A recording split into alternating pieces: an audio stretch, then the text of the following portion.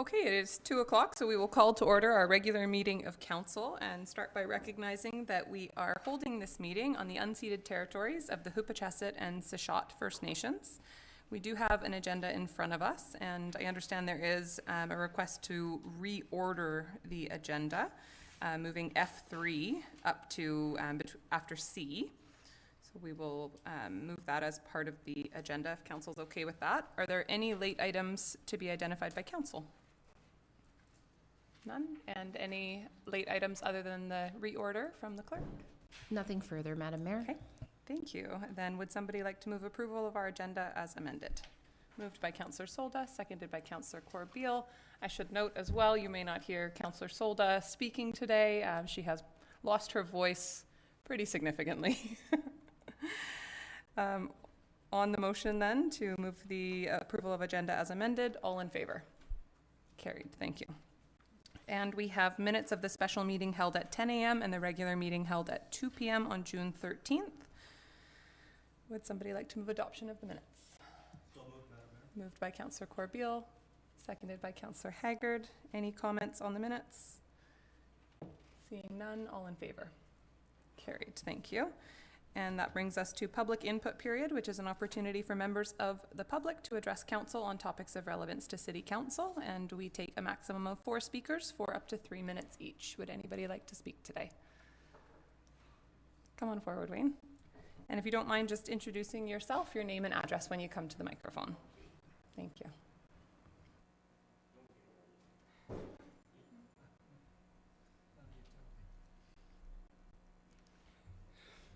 Good afternoon. Wayne Oliver, 4360 Morton Street. I want to be brief here. There's an issue that's been bothering me for the last little while, and that is illegal left turns into and out of the Tim Horton establishment on 10th and Redford. And I was wondering if council would take it up with engineering or whatever and put something similar to what they've done on 10th in front of the co-op, because that seems to be working. Very good. Well, thank you. And the other thing is, I'm going to take this opportunity to thank your worship and all the councillors for the excellent job you've done in the last term. Just keep up the good work. Bye. Thank you very much for that, Wayne. Tim, would the most appropriate step for reviewing this be to send to the Traffic Advisory Committee or just to forward to the Engineering Department? Madam Mayor, I think we should do both. Let's send it to the Director of Engineering and refer to the committee, and it might be addressed prior to the next meeting. Okay. Thanks. Is that something Council is okay with? Okay, wonderful. Then we'll do that. Thank you very much, Wayne. Are there any other members of the public who would like to come forward today? Okay, seeing none, thank you for that. We will move on to item F3, and I'm going to recuse myself on this item due to a conflict with my husband's place of employment, so I will pass it over to Councillor Washington. Thank you, Madam Mayor.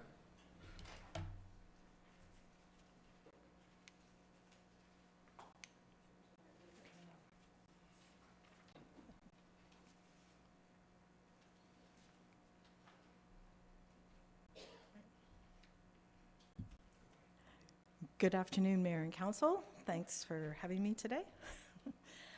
Before you today is a consideration of a temporary use permit in regards to a transition use located at the Bread of Life Center. City staff has received an application for a temporary use permit to allow for transition house to be located at the property at 3130 3rd Avenue, the Bread of Life Center. The Salvation Army has received funding from BC Housing for a low barrier shelter, which will be reviewed on an annual basis. A temporary use permit is allowed under the Local Government Act for a period of up to 3 years and may be renewed once for a term specified by council. The objective of a temporary use permit is to allow for use that's not permitted in the zone and to specify general conditions of use in a permit to be issued by council. This is the opportunity for today is to provide discussion with council on this application and to seek direction on notice to be provided as per the Local Government Act. The overview of the proposal is that the Salvation Army would operate a low-barrier shelter for up to 25 beds. It'd be repurposing the drop-in center space for 8 p.m. to 8 a.m. for temporary shelter, which we would define as transitional house, and is a use that is not currently permitted in a C7 zone. It is permitted in our P1 zones. We have defined it as means of facility providing temporary accommodation and/or counseling to persons in need or distress, and its facilities operated under the Community Care Facilities Act, Correction Act, or Mental Act are not included in this definition. So this is not one that would require a license under provincial regulations. So the analysis, the Bread of Life at 3130 3rd Avenue is currently zoned C7 core business. It does allow for community care facilities in there, but we do not allow for transitional housing. The proposed temporary use would be transition housing, which we do allow in P1 zones. The total area that is being considered will be repurposing within the current building, and it will be the space of the drop-in center, and the drop-in center will operate during the day, and then there would be temporary shelter in the evening. What the official community plan is identified as general commercial, and there's also a development permit area in there for commercial zoning. The relevant guidelines is in Section C of the OCP, plans and land use designation. We have a Section 3.0 that was amended by bylaw and allows for temporary use permits and outlines the policies to be considered.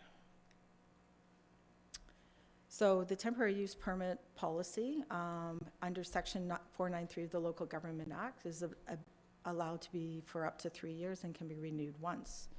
In our OCP, we do have 4 council policies that should be considered by council in considering granting a TUP. The first is that the temporary use permit that we are considering must be designated in either industrial or commercial use lands. This is in a commercial designated land use. The issuance of a temporary use permit is intended to provide a short-term opportunity for those uses that either relocate or cease to exist within a maximum of a 6-year period. The temporary use permit is proposing a 3-year term from September 1st, 2022 to 2025. They can renew before the expiry date. Ensuring a long-term public policy for the area is not changed. So in Council's strategic plan, there are 5 strategic priorities listed. Number 5, fostering a community, focuses on supporting our most vulnerable. This does support that strategic policy of Council. The temporary use permit must also be reasonably compatible with the surrounding development.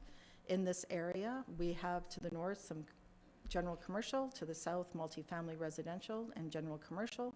To the east we have general commercial, multifamily residential and residential, and to the west general commercial. The existing housing, residential housing in the area is compatible to this proposed use. And it's also that the Bread of Life Center offered temporary shelter under the emergency weather program funded by BC Housing over the last year. So there has been some temporary shelter being provided in this area. The implications. There is no expansion to the building. It is simply a reconfiguration of space to accommodate the temporary shelter. All building codes for health and safety will be required for occupancy. There'll be coordination with BC Housing, Salvation Army, and city staff to address all the occupancy requirements. BC Housing is funding the low barrier shelter on an annual basis, and BC Housing will be monitoring the needs annually.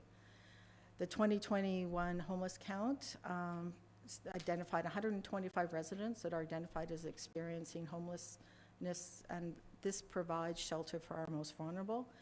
In the 2018 homeless count, that number was 147. So there has been a slow decrease over the period of time from 2018 to today. Communications. at the June 16th APC meeting. This was heard by APC, and comments are in the APC minutes attached to your report. Referrals have been sent out for comments and will be coming back over the next 10 days. If council wishes to proceed with a proposed use, the temporary use permit, staff are seeking direction to issue the public notice. A report would come before council on July 11th for consideration of issuance of a permit.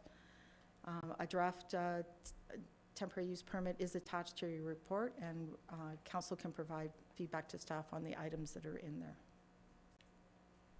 Options that are available to council. Council can receive the report for information purposes, discussion and inquiries surrounding the temporary use permit in advance of the notice being provided.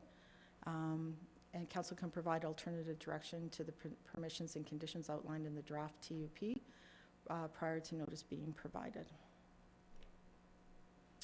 In summary, the proposed temporary use aligns with the OCP sections regarding plan goals and land use classifications, and it also aligns with council's strategic priorities, number 5, fostering a complete community. Staff supports proceeding with the proposed temporary use for a transition house use at the Bread of Life Center located at 3130 3rd Avenue and issuing notice. And I'm happy to answer any questions you may have. Thank you very much. Questions from council. Councilor Corbeil. Thank you, Mr. Mayor.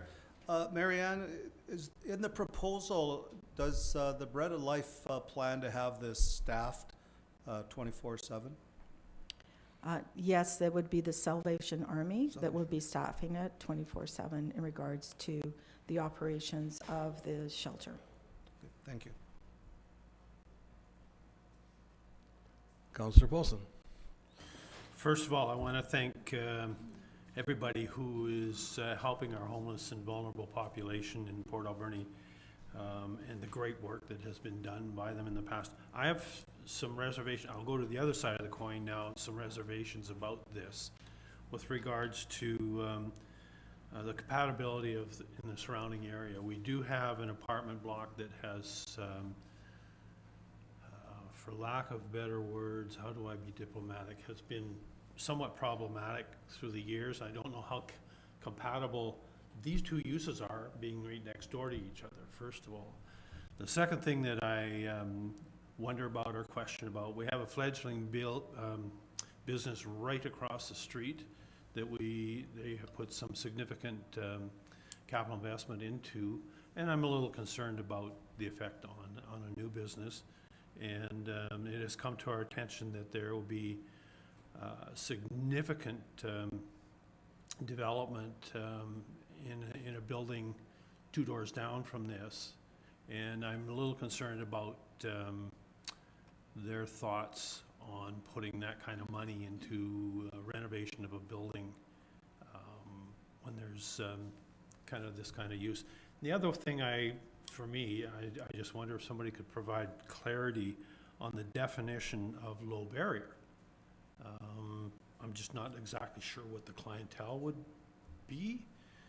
So those are some concerns, and maybe I'm only speaking for myself, but I would think that it'll be interesting to get the feedback from the referrals that we've asked for, and but I do have some concerns. And the other thing is, this is a temporary use permit. I would like maybe just a little more information on what the long-term plan is.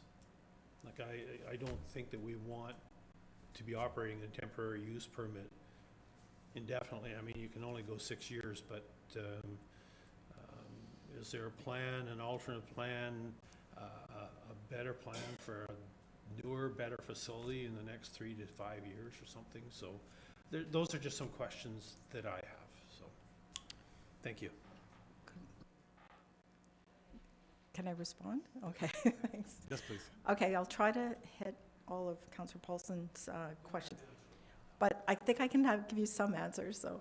So first of all, I just want to say that if council feels that 3 years in the temporary use permit is too long and would like to reduce it down to 2 or 1, that's your option, and you can direct us on that. The other thing is that in regards to low barrier shelters are meant for not having a lot of requirements to be in the shelter, so removing barriers so you can give temporary emergency shelter. The idea with the low barrier shelter is that you are not allowed to, there can be no substance on the property, but if you need a place for sobriety, then that is allowed as well. So the idea is that it's a place for people to seek shelter, get services, and address the counseling and health, also health as well. So that's the idea of a low barrier shelter. In regards to the surrounding area, I do know that the Salvation Army has been talking with neighboring businesses in regards to this proposal. In the temporary use permit, we do have a requirement there drafted in about a good neighbor policy. And we would put together a good neighbor policy that would be an agreement on how it would be operated with the surrounding businesses and what the process would be, and we would draft that up as part of the temporary use permit. Did I get them all? Okay. And I guess on the final note regarding temporary use, the point about whether we, where do we put temporary shelters and where do we put supportive, it would be all part of coming out of what we would try to address in the OCP and a housing action plan. And the housing action plan is to roll out of that housing assessment report that was done. So that is something that we need to do as staff, is identify a housing action plan so that we can deal with all the various needs within our community on a diverse scale. Councillor Haggard. Thank you, Acting Mayor. In response to Councillor Polson's question, if I may, that exact same concern was expressed at the APC meeting, and the response from the Salvation Army was that there is people living uptown on the streets and doorways right now. Right now, there's a person living in front of the brick. This will allow people to be sheltered, so it will actually help to clean up the area, which I truly believe that it will. It'll help these people find housing. And they've already noticed that people they're able to house during the winter, during the bad weather, we're actually getting better and becoming more stable. And now that their funding ran out for that shelter, these people that they were helping have now reverted back because they don't have stable shelter. So this will actually help the area, not hurt it, I think. If that helps. Councillor Polson. Yeah, it's debate. It's, my thing is probably more around location stuff. It's on 3rd Avenue, it's on our main commercial, one of our main commercial streets. And I'm just not sure if that's really the appropriate place for it. I don't deny that we need to find a place for people that are sleeping rough in doorways and stuff, but and the other thing that just jumped into my mind is for people that are using the shelter, being right on the main street, I think there's a confidentiality issue there as well. I mean, if I was in that situation, I wouldn't be that happy if people saw me coming and going from the building, because that's my business, and there is a confidentiality issue there. I'm not totally against it, but I just don't know about the appropriateness of the site. I mean, we've had lots of discussion about the safe injection site, and it's still controversial. So, just things to think about, and as we move forward. Yes, ma'am. Just overall, I would say that with a temporary use permit, the idea is for it to be temporary. If it was ever to be considered something permanent, it would have to come back as a rezoning to council for consideration. So in a temporary situation, given the uses that are currently in this building, it is an added use in helping for shelter, so people would not be on the streets but inside a building. And then the larger conversation about where do the various types of housing go in a long-term and a housing action plan is definitely something that has to come before council for consideration. Thank you. Councillor Boone. Thank you.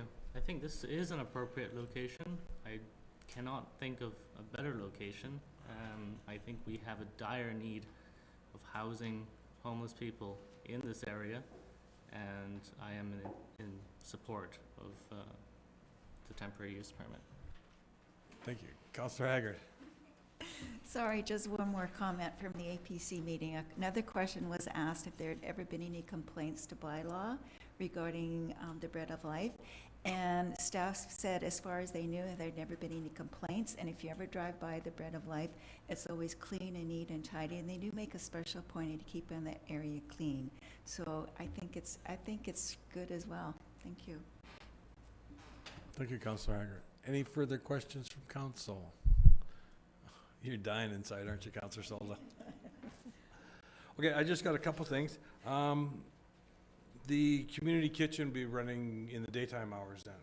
So That's business, correct. business as usual for those that need a hot meal. Yes. We're gonna go to a public, you're gonna go around the neighborhood and say, this is what we're planning to do, so you can get feedback from your neighbors? So in regards to referrals, it's gone out to the referral agencies that we normally do. That, police, fire, et cetera. In regards to the actual businesses, there'll be a notice given to them, and it's also going to be advertised in the paper if council is supportive of moving forward. Perfect. And when you mentioned fire department, that means that we'll have an inspection before we So put 25 people in that building. Yeah, so one of the things is staff would meet with fire, RCMP, Salvation Army, and go through the required building code requirements to put that space in use in before any occupancy could require, and that can form part of the conditions of the temporary use permit. Perfect. Thank you very much. Any further questions from council? Director? Yeah, if I could just add one item. As far as the notice goes, it would be subject to council directing staff to proceed with issuing that today. And just for council's information, when council is considering the issuance of a TUP, it is very similarly structured to that of a public hearing and the process. So the notice would be distributed, it would be in the paper, and it would be at your July 11th meeting, where you may receive engagements from members of the public expressing their opinion on council's consideration of issuing that permit at your July 11th meeting. Thank you very much. Councillor Hager, would you like to read the motion, please? The report, just this report.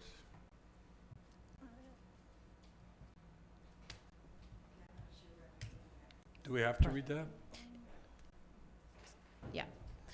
So if council would consider that it was provided for information and then subject to your communication this afternoon to direct staff to go ahead and proceed with issuing the notice. Okay, I'd like to make a motion that we go ahead and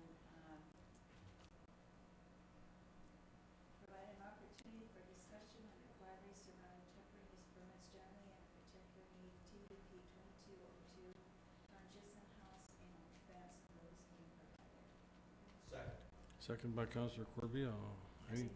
Sorry, if I just to clarify, if you could just direct staff to go ahead and issue the notice as per the Local Government Act 494. Perfect. And you're okay with that, Councillor Corbio? Okay. Any further questions? All those in favor? Anyone opposed? Motion is carried. Thank you very much.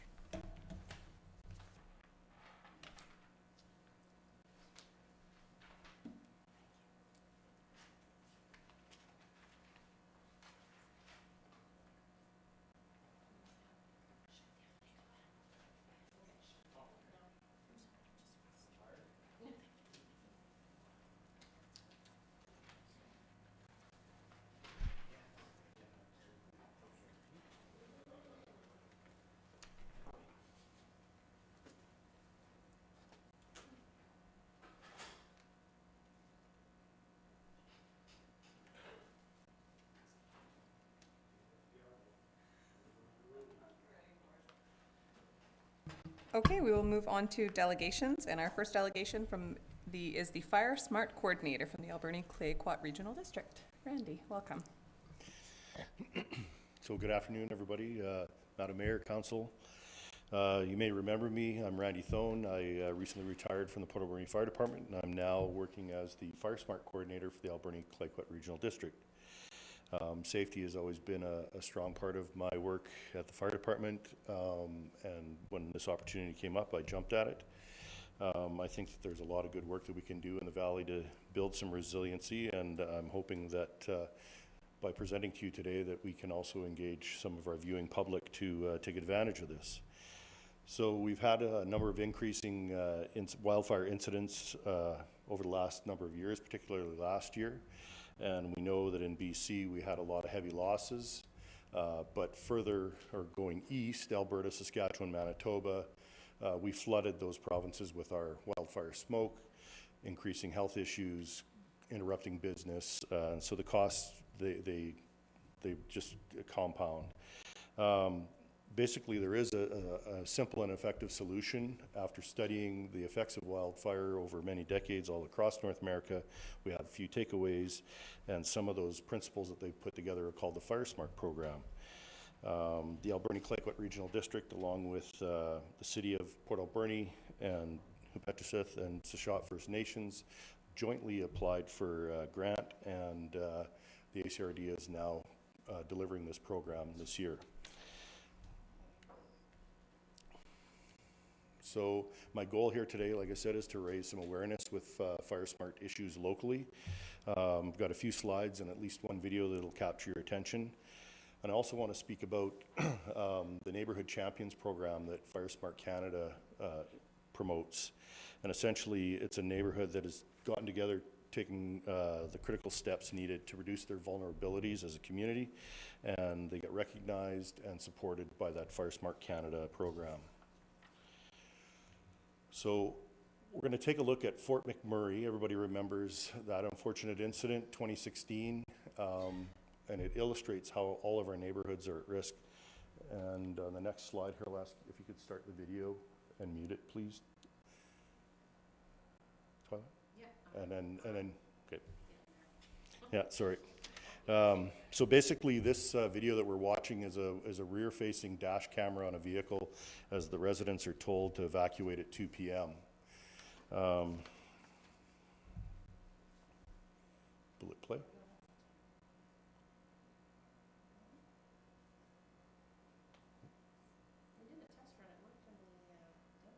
Okay. Okay, so if you could advance it to the 1 minute mark, please. So we'll pay attention to the fellow on the motorcycle behind the truck. As you can see on your screen, on the left-hand side, there is fire happening in the interface. And on the right-hand side of the screen, we have our built community, and there's no fire there. As we advance down the road here, if you can see that the fire is intensifying in the bush. We've got some crowning happening, but still no fire on the right-hand side. And it's important to pay attention to the guy on the motorbike as he's exposed to the convecting heat that's happening there. So the fire is intensifying on the left-hand side, and as we get going down the road, he's starting to look more and more at the fire, and he moves more and more towards the center line of the road because the heat starts to get pretty intense. He's starting to turn his face away from the heat, and shortly here he should be taking advantage of the horsepower that a Harley gives him, and he's going to carry on down the road. As we move through the video, if we could just pay attention to the embers that are moving across the road, we can see some spotting in the lawns there on the left-hand side. And as we go past the houses here, if you can look at the trees and bushes in the front yards,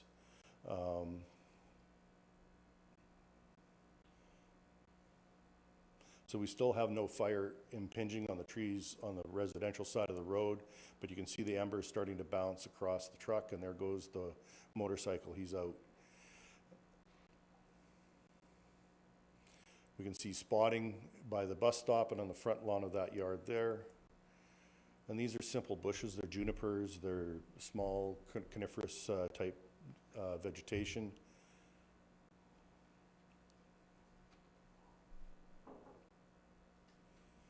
And you can see the fire intensify on that bush on the right-hand side of your screen, and more embers bouncing across the truck. As the video gets further and further away, we see more bushes on fire, and that bush far back in the background, you can see it start to really impinge on the house.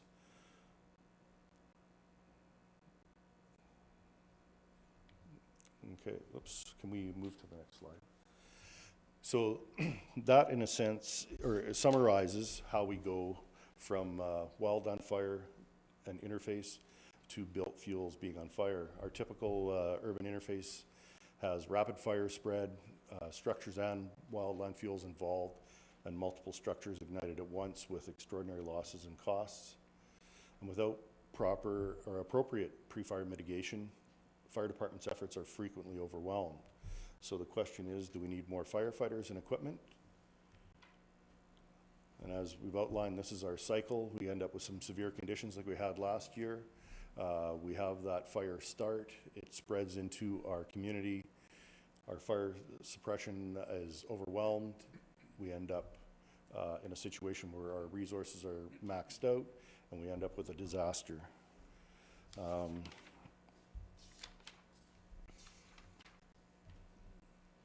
So the new perspective is that if we can break that sequence, we will stop that transition. So we still have our severe conditions, we still have our wildland fire happen, but we prevent the fuels from transitioning from wildland fuels to built fuels, and that'll significantly reduce the likelihood of a disaster.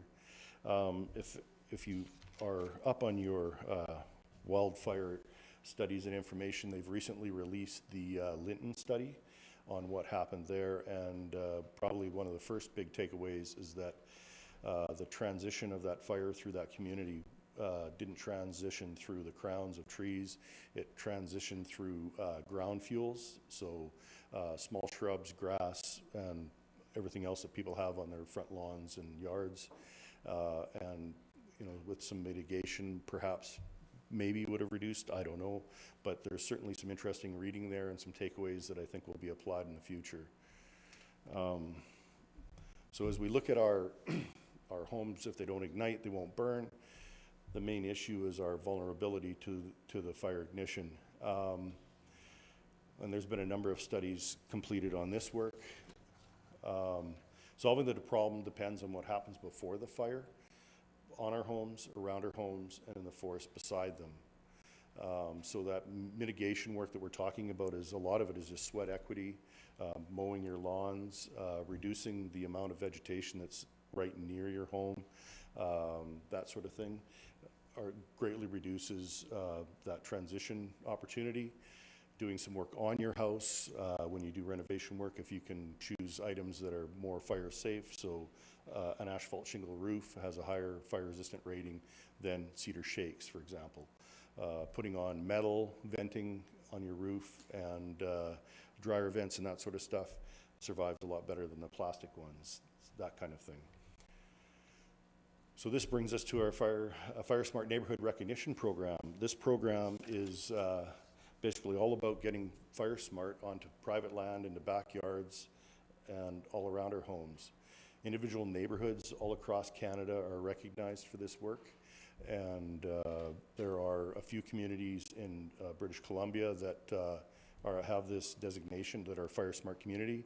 The first Firesmart community recognized in BC was Logan Lake, and last year, I can't remember the name of the fire that transitioned past that community, but they attribute the survival of their community to the Firesmart work that they had completed previously. So how it works is, if a neighborhood is interested in becoming a Firesmart community, they contact the regional district office. I would come out to help them assess the hazards in the area and develop a plan to address those issues. Once they had completed that work, we would apply for that neighborhood recognition by Firesmart Canada. And once they have that designation, it triggers a number of other resources that they have access to, including a small grant to help them organize annual events in their neighborhood. And that's what it's all about, is getting Firesmart into our communities, into our neighborhoods, because that's where we're going to achieve our best advantages. So if anybody's concerned about wildfire hazards in their neighborhood, they can contact us at the ACRD. We're looking for neighborhood champions to get that program going, and it really is surprisingly simple. A very low time requirement. As we know, within the city of Port Alberni, we have a number of areas where we're not just interface, but we're intermixed, so we have a good amount of trees and mixed vegetation within our community that could expose us to those risks. So we're happy to work with anybody that's willing to take up the challenge. So it starts with a phone call to the ACRD. and you get a free assessment. And then we move to, once you do the sweat equity and remove that material, we have a free curbside pickup that can happen. You're allowed up to 2 loads, and then your yard is clean for the year and you're ready to go if should a disaster occur. And you as an individual property owner are eligible to possibly earn up to $500 in rebate as well. It starts with the assessment. You take action on the recommendations. Once that work is complete, you're able to claim for that up to $500, 50% of your costs. So if you spend over $1,000 of eligible work, you would get $500, but if you spent less, you would get 50% of that. And the wonderful thing about this program is that they recognize your sweat equity hours. And so if it's just stuff that you have to do yourself around your yard, we use the CRA's volunteer hourly rate to calculate that. And so there is some reward for that hard work. So I'm happy to answer any questions. Thank you. Thank you so much for that, Randy. Are there questions from council? Councillor Haggard. Thank you, Madam Mayor. This is probably a very silly question, but I've read two different things. First, I've read that we need to conserve water, obviously, in the hot summer, and I think the city's going on stage 1 water restrictions on starting July the 1st. But then I've also read, on the other hand, that you shouldn't let your lawns die out and turn brown, because then if there is a fire, it's more prone to burn. Is there one way that's better than the other, or do you have an answer for that? Thank you, through Madam Mayor to Councillor. Everything, it's a balance. So the program is designed that you look at your home first, then that first 1.5 meters away from your home, and then up to 10 meters away. So for most residents in town, that's their yard. If you apply the Firesmart principles, which also gets into landscaping, if you don't have those coniferous shrubs, junipers right near your house, that sort of stuff, you have that non-combustible area, lawns will dry out. And you're right, it is a concern about water conservation. Within the Firesmart program, if you go to Firesmart BC website, they have what they call a landscaping hub, and there's some great information there about choosing the right type of plant life. And the interesting thing about it is Firesmart plant kind of goes hand in hand with drought resistant, right? So there's a lot of options available to you. And again, if anybody has any questions or concerns about that, I'm happy to work with them on that. Thank you. Great question. Councillor Paulson. Just thanks for being here. That video from Fort McMurray was heart-wrenching, to say the least. But thanks for reiterating the sweat equity part of this. I can't do it by myself. You can't do it by yourself, but we need to do it as a community. And there may be people who are expecting the City of Port Edmonton Works Yard to do Firesmart work. Well, we don't have that capacity. The capacity comes from our people in our population. So thanks for reaffirming the sweat equity part of that. Thanks. If I may, Madam Mayor, through to Councillor Bolton, the public may not be aware of it, but the Firesmart Initiative within the Valley here has been, or city staff have been working with the region about that matter for the last few years, and certainly any work that they're planning to do now and in the near future, or in the future, will include those Firesmart principles.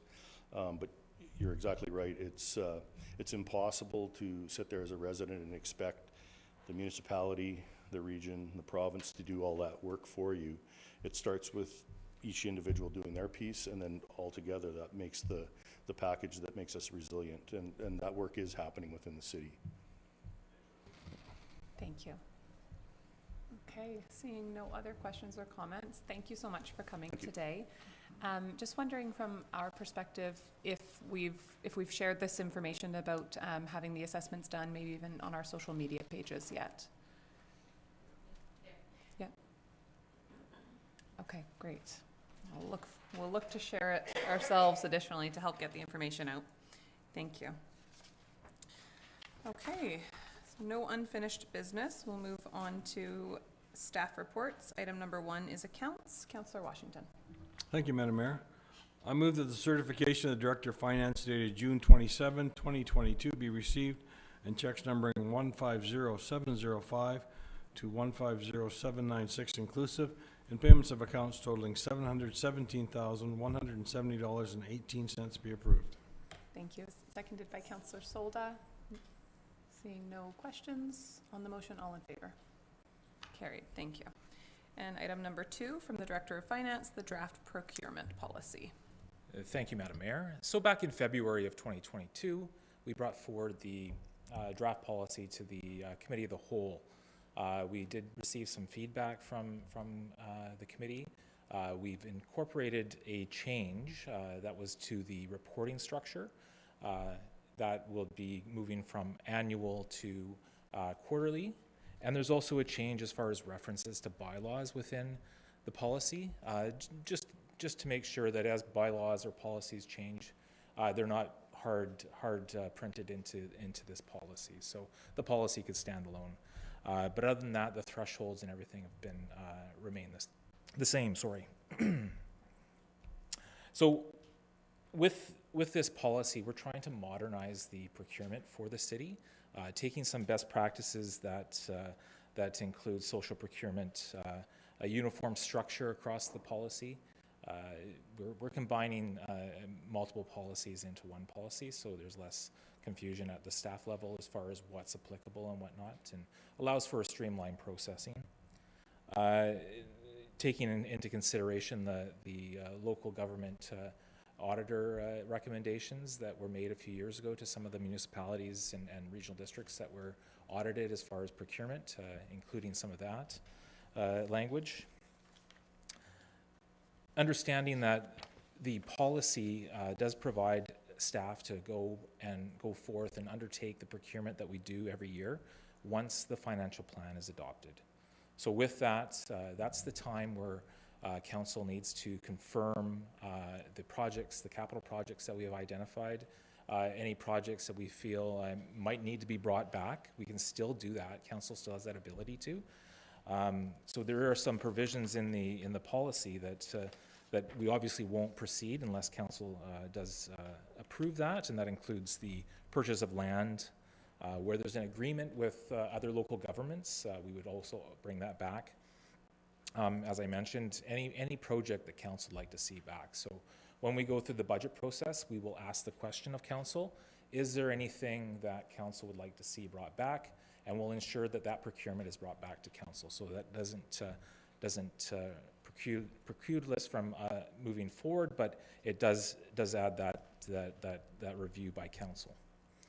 And also, if we are over budget, we would be bringing that back. There's no more 10% over budget flexibility. We have to make sure that we budget accordingly, and our budgets would reflect what we require to undertake that procurement. So with that, we're asking for a recommendation to approve this from Council today, with the rescinding of the policies that would no longer be in effect after this policy has been approved. Thank you very much, and thank you for your work on this as well. Council, are there questions? Councillor Washington and then Councillor Haggard. Thank you, Madam Mayor. Is there any clause or support for local business, like when it goes out for a tender and the local guys maybe take 10% over the guy from out of town?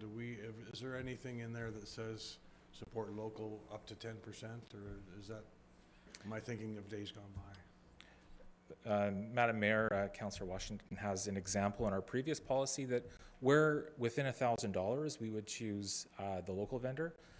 Technically, we have to review our procurement based on what criteria we set as far as achieving that award.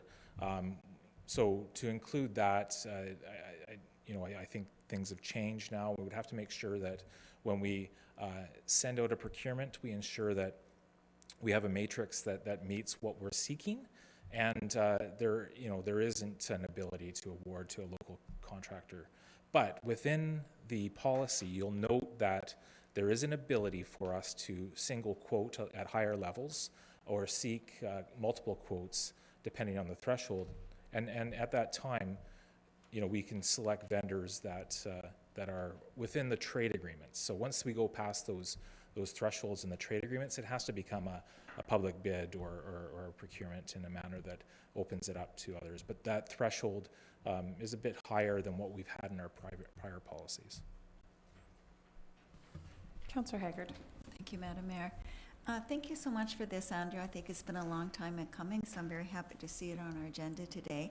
My question is, when you're evaluating any tenders or bids that you've received from contractors, do you have a rating criteria developed for your environmental, ethical, and social values? Are those incorporated into your criteria? Good question, Councillor Haggard. So with the procurement, it allows us now to look at what we could include in the policy, in the procurement for that social value. So if there's a underrepresented group of individuals that might be needing employment, if there's a construction project that meets that criteria, then we can add that in as a criteria as far as evaluating. Would we do it at a 10-15% in that range? It really depends on the procurement. So we'd have to sit down as we're drafting that procurement and identify where we could include that, and then look at the price and then the solution that is being provided within that RFP. It might be innovative, so we could select on different criteria. Great, thank you. So just to clarify, social procurement would be incorporated on a case-by-case basis rather than broadly across all procurement? Madam Mayor, I think what we'd like to see is when we consider a procurement, we take that procurement forward with an idea that we can achieve a social procurement provision within that. So each one might be a little bit different, but if we can challenge our managers to make sure that it is expected when they bring forth procurement, we would include some type of social procurement in an RFP. So this policy has the room for that, which I appreciate. I think it's social procurement is something that we've talked a lot about over the last few years, and it's obviously being spoken about more commonly in local government. I think it's easy to say we would like to see it, and we will challenge our managers to do it, but it's easier to just work in the traditional means that we do rather than incorporating social procurement into our actual purchases or procurement processes. So I guess my question is how will council know if we actually are progressing on social procurement or not? Will that be a part of the quarterly reports that come to council? Can it be? Thinking on my feet here, Madam Mayor, that was one of the items that I'd suggest is how did we apply social procurement? At that time, council can challenge staff quarterly to make sure that we are considering that. Other than that, we can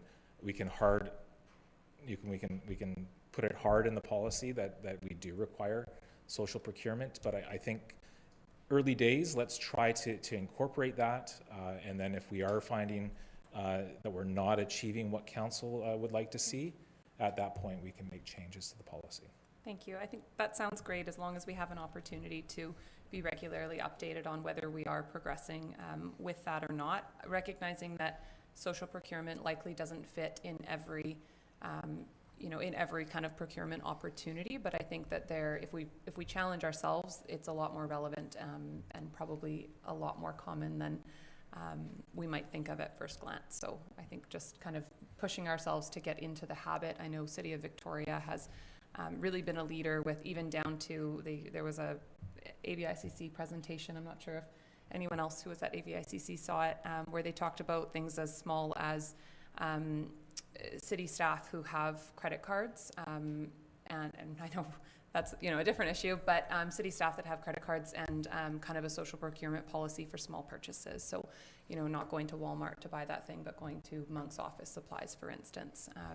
So it was just a real shift in the organization, and it took them many years to get there, but it was as a result of really being cognizant and making sure that social procurement was being evaluated at every kind of opportunity it could be, whether small or large. So just something I think that's important for us to stay on top of. Otherwise, it's easy to just kind of keep working how we do.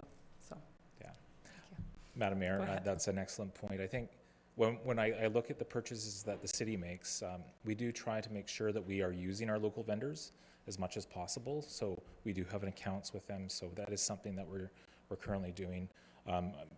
You mentioned credit cards, so that opens the door for me to say that I will be bringing forward a change in policy for that in a future meeting, just to support best practices with credit card purchases. But one thing on the social procurement section, I think local vendors, small vendors do not know how to work within that social procurement framework. So I think if we can put on some training sessions, and I know we've talked about this before, that support our local vendors to understand how they can apply for the RFPs, and the social procurement body will support the city when we do put training on. We could have them support us and allow local vendors to understand how social procurement would work and how they can take advantage of that. Great, thank you. Are there other questions or comments from council? Councillor Paulson. Just when we're putting things out for bid and what have you, I know there are certain situations where the bid package goes out and the project is laid out, but there's also a section in there for a bidder or a contractor to put in a section where they say, if we get the job, we will do this for you as well. And I mean, as long as that's available across the board, but I think the high school is a good example. The contractor got the contract, but they said, if we are the builders, we'll also install the artificial field. You know, and just wondering if maybe we might be working towards that. We know what's in it for you. You're a contractor, you're gonna make some money, but what's in it for us as well as a community? Social procurement. Yeah, so I don't know if that's part of our bidding policy or something that, an addendum that a contractor could include in their bid. Yeah, so with larger projects, and if they are tendered projects, there is that contract law component, so there are some challenges with procurement for social procurement, sorry. So I think we have to be mindful of that, but when it comes to an RFP where we're seeking solutions from the public, that's where we can add for our larger projects what could be a possibility. I know there's a Cumberland example that was mentioned in my prior life, that there was a contractor that provided a park setting or some work on a park because they needed to move some materials. So there's these options where we can get creative on maybe some of those smaller RFPs. Absolutely. Yeah, and I think that an area of social procurement that's been very successful is in finding employment for people who have been chronically out of work, or maybe members of our kind of more vulnerable population. So I know City of Victoria and City of Nanaimo have both found some really creative solutions to partner with nonprofits and as a part of their social procurement policy in those RFP opportunities. So glad to hear there's opportunity here. My kind of last thought, and when this was originally brought forward to us at the Committee of the Whole, I expressed concern really just about a couple of projects that Council hadn't been aware of until we kind of heard about them after the fact. And I don't need to go into those projects specifically, but I just want to reiterate, I think this is really good policy. This, it's clear, it's broad across everything. It combines multiple policies so that there is that clarity and understanding. But I think the most critical piece of it is Council being fully informed when we do pass our financial plan each year. So we've talked a lot about kind of, obviously we know all of the capital projects, but there's a lot of non-capital projects that are embedded within the budget that are in budget lines that we don't necessarily see. And operational work, is not necessarily the direct role of Council, but it's when does that operational project actually become more capital in nature. So I think that anytime there are projects that are out of the norm coming through our financial planning process, it's just going to be even more important with a procurement policy like this in place for Council to be informed of those projects. I think I will leave it at that, unless there are any additional comments, I will ask Councillor Haggard if she would like to read these motions. Thank you, Madam Mayor. I'd like to move that Council approve City of Port Alberni Procurement Policy Number 3009-1. Thank you. Is there a seconder? Second, Madam Mayor. Seconded by Councillor Washington. Seeing no comments on the motion, all in favor? Carried. Thank you. I'd like to move that Council rescind the following policies: purchasing capital expenditures dated June 25th, 2013, purchasing capital purchases and projects dated January 13th, 2003, capital budget project cost variance policy dated March 10th, 2014, purchasing procedure dated March 10th, 2014, purchasing professional services consultants dated May 12th, 2014. Thank you. And seconded by Councillor Poon. Seeing no additional comments on the motion, all in favor? Carried. Thank you. Thank you very much, Andrew. And we've done F3, so we'll move on to F4 from the Deputy Director of Finance, Strategic Asset Management Plan, Policy and Framework. Welcome, Roslyn. Thank you, Madam Mayor.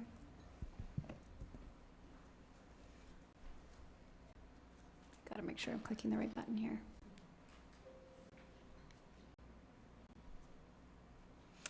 So today I'm going to present the Strategic Asset Management Plan. It's been a long time in the process, so thank you for your appreciation and patience on this. I did want to thank Owen Jones and Helen Chan from our team at Associated Engineering for helping the Strategic Asset Management Committee prepare this plan for yourselves, as well as the Strategic Asset Management Committee, who spent a ton of hours working on this and collabing to bring it forward. So asset management is a philosophy and a way of conducting city business that allows organizations to collect information on assets and to understand investment, replacement, timing of assets. Action starts at the ground level with recording day-to-day work activities, such as park inspections, pothole patching, and preventative maintenance. Tracking these activities over time will give the city a clear picture of true costs associated with assets and allowing for better decision-making in asset replacement and renewal. The SAMP itself, the Strategic Asset Management Plan, I'm going to stop saying that, I'm going to call it SAMP, so you all know. It is a high-level plan. It's basically our guide and our Bible for preparing our asset management departmental plans to come. It does come with a toolkit, a framework, and a policy that the city will have to abide by when making our asset decisions, renewals, and purchases. So this plan is established to help move the city forward for improving sustainable service delivery of all of the assets and operations. The outcomes of the plan are to identify assets and participants. And by participants, I mean internal and external. So we want to improve our asset inventory and understanding of those participants in this program. We have prepared an AM policy and framework within the strategic plan that is aligned with our corporate strategy. So it aligns with the corporate strategic plan, specifically priority number 4, championing environmental leadership. We have also developed improvement roadmaps for the core areas throughout the city. The roadmaps are developed to identify key initiatives and achievable targets that are made to support the delivery of an asset management policy. The SAMP explains responsibilities and expectations of those that participate in the asset management plan. It also informs the approach of the asset management planning for developing our asset management plans by department. This paired with other tools that we've developed throughout the strategic plan, including a business case framework, risk register, levels of service, and condition assessment.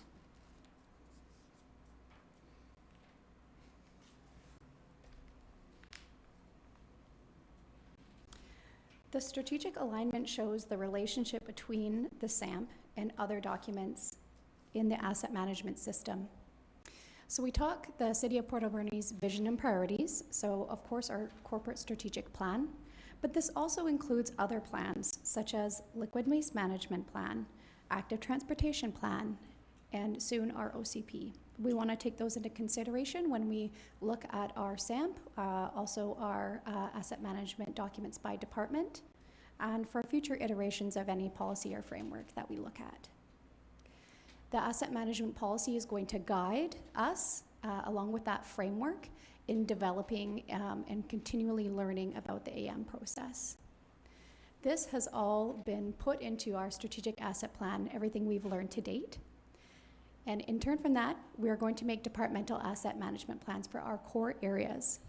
This will include those green boxes you see below. So capital works program, so looking at work order management, day-to-day things, looking at renewals, putting in business cases for those renewals so that council has the best information for decision making.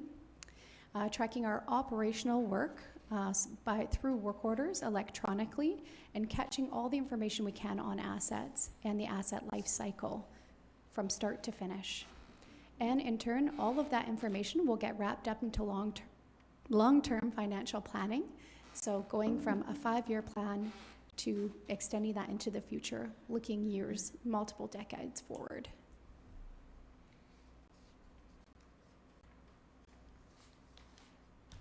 So one of the outcomes, participants and rules.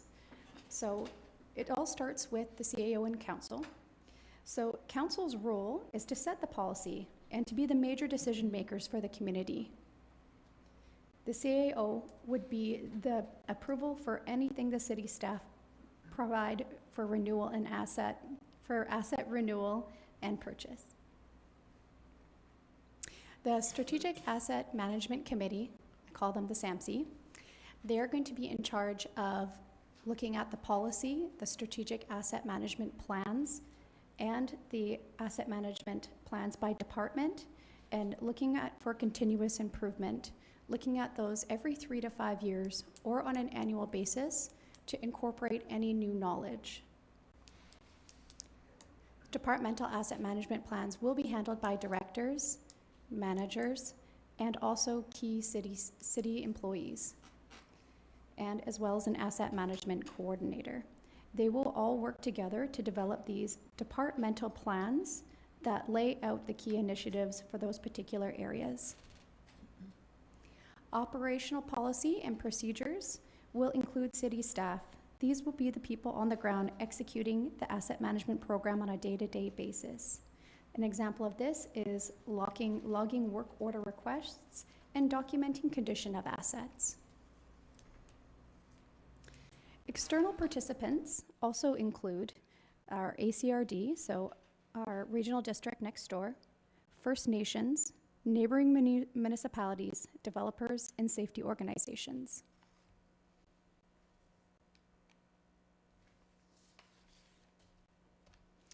One of the key parts to the asset management planning is looking at our current business processes and how we can improve those business processes.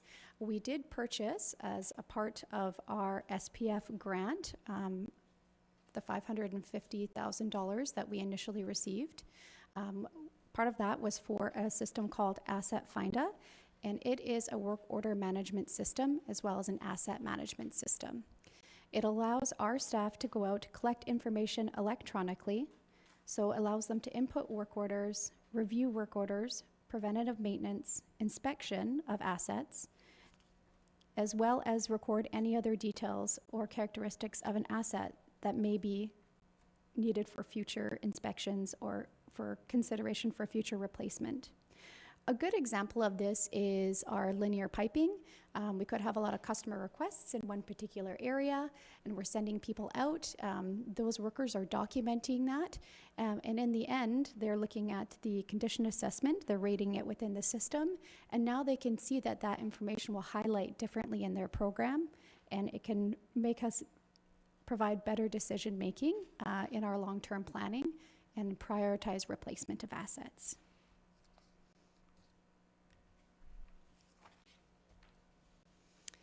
So there is we do have a toolkit within our strategic plan, and it comes with a few different tools. One of them is levels of service.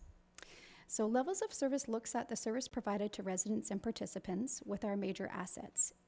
and it looks at the expectations of those participants in delivering those services.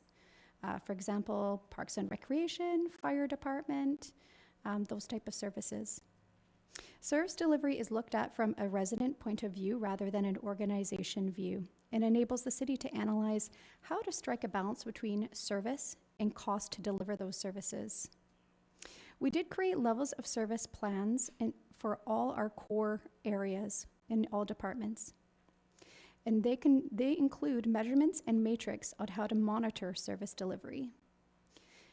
A good example of levels of service would be looking at a playground. So we want to look at those values for safety. Is it safe? Are we going out and doing regular inspections? Is it reliable?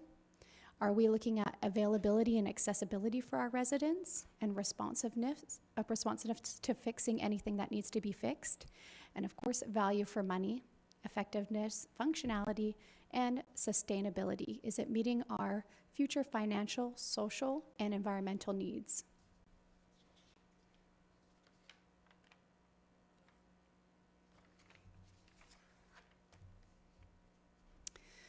As well as a level of service, we also do have a few other tools and frameworks we will be using. One of them is a risk framework.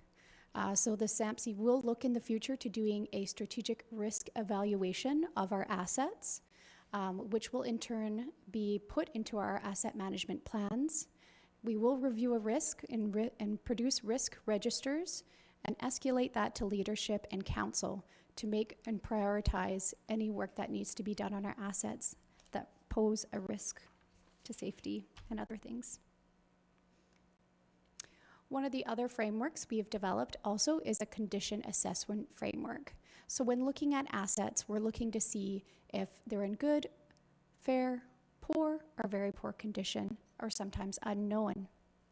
We will be producing asset assessments or condition assessments starting in the near future with our facilities.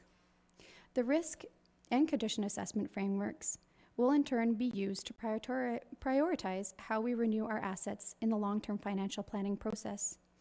The exercises will be performed to determine risk and criticality on all assets and repeated as necessary over time.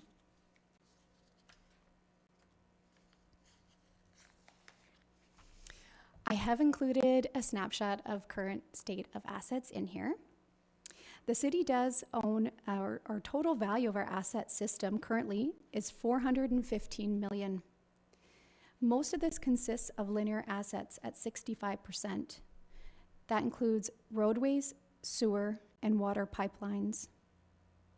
There are some significant differences in the age-based condition scores of the different asset classes. Building, sewer, and storm have the best scores for their assets on average. Machinery and equipment, water, and roadways have lower condition scores on average. I do have to note that these are not based on physical condition assessments. We have not prepared any physical condition assessments as of yet. These are based on age-based assessment scores, and they were calculated using the ages from our expected useful life recorded in our tangible capital asset reporting. So these figures are based solely on financial guidelines, not operational guidelines. Many assets surpass their expected useful life and continue functioning in good condition. The city does plan on taking on the condition assessments and recommended condition calculations to assess physical conditions over the next 2 years. Our asset management strategy for condition assessment is to achieve a balance between risk mitigation and cost-effective assessment, meaning that most of our critical assets could be at risk and replacing based on priority.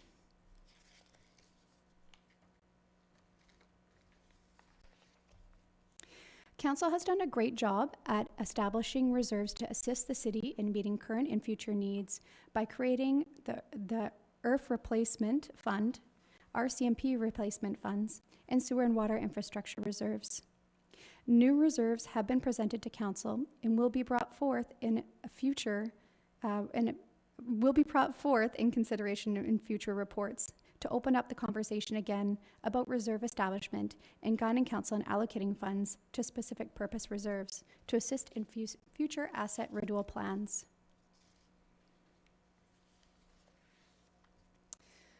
For our next steps, going over the next 2 years, we do plan on taking forth a few key initiatives out of our strategic plan in order to get those asset management plans in front of council.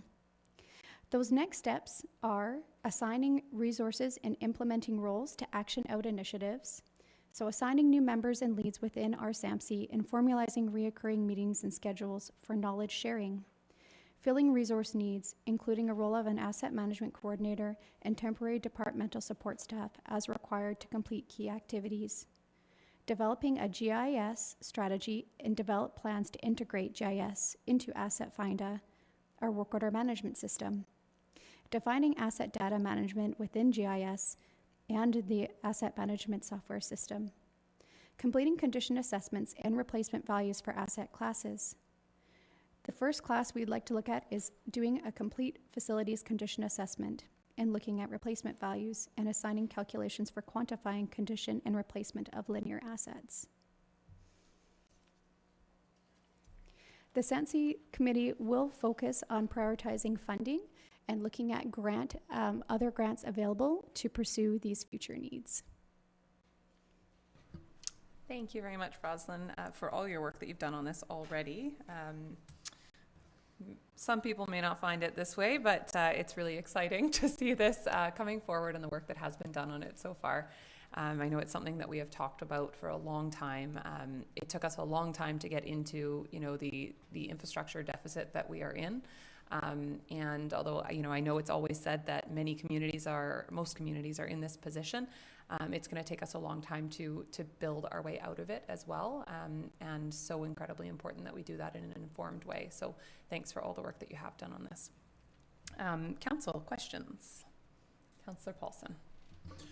Just in the report, and page 67 and page 84, and you actually had a representation of page 67 here.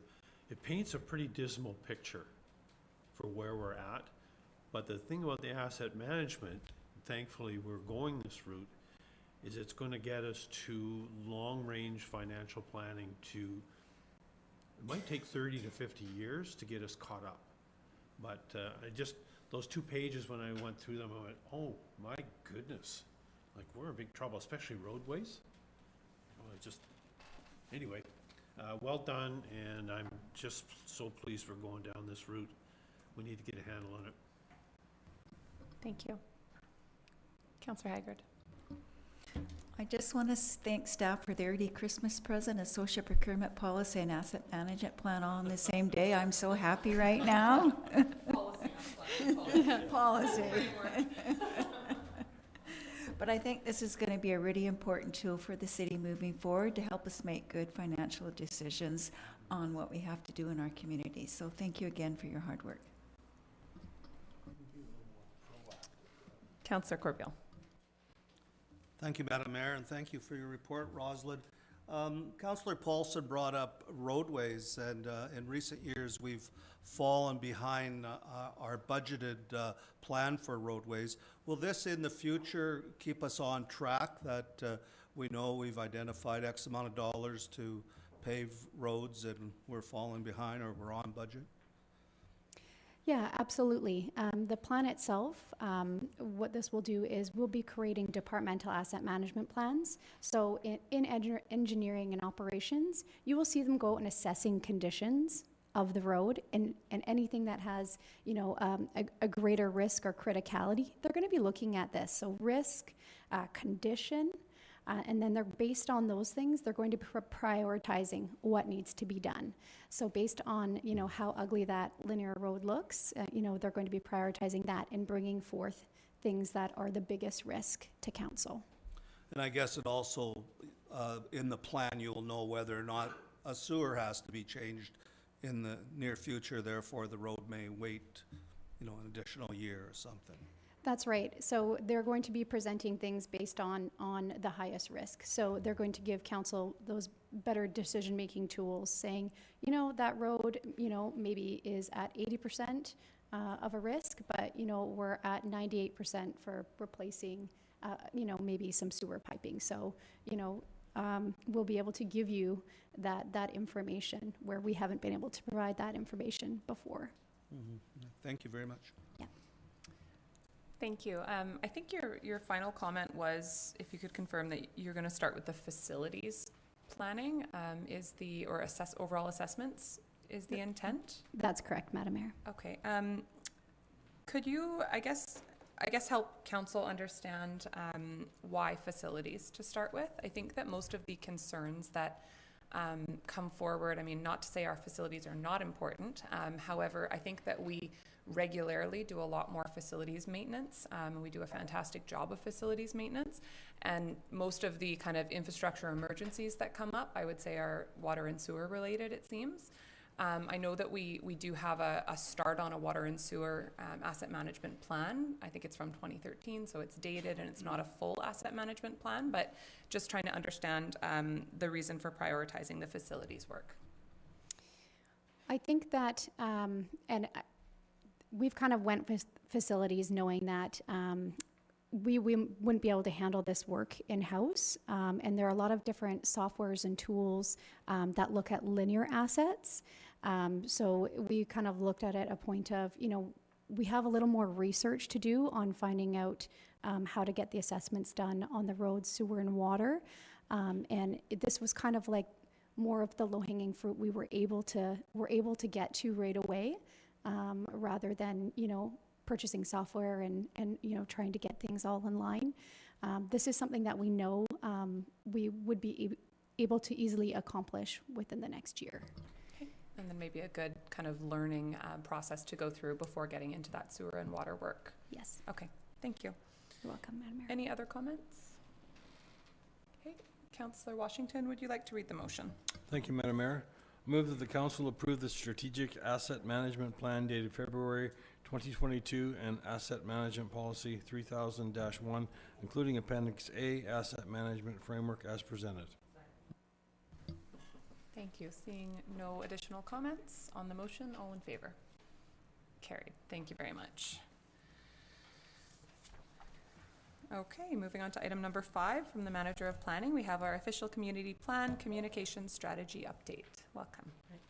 Thank you. Good afternoon, Mayor and Council, and I am very happy to be before you today with an update from our May 9th update on the OCP and Vision. And today before us, we have the purpose of today's report and presentation is that we're outlining the engagement summary from the vision workshop that we held on June the 2nd. We're proposing a draft vision and community principles for consideration by the community for feedback. And in relation to, I'll just wait. Sorry about that. No worries. I just thought I'd give you space there. Thank you. And then we have an engagement and communication strategy, which is attached to your report. And we also have the summary reports that are attached to your report as well for your consideration today. So we were before you in May, on the May 9th meeting, to give you an update on the change in consultants and working forward for the vision.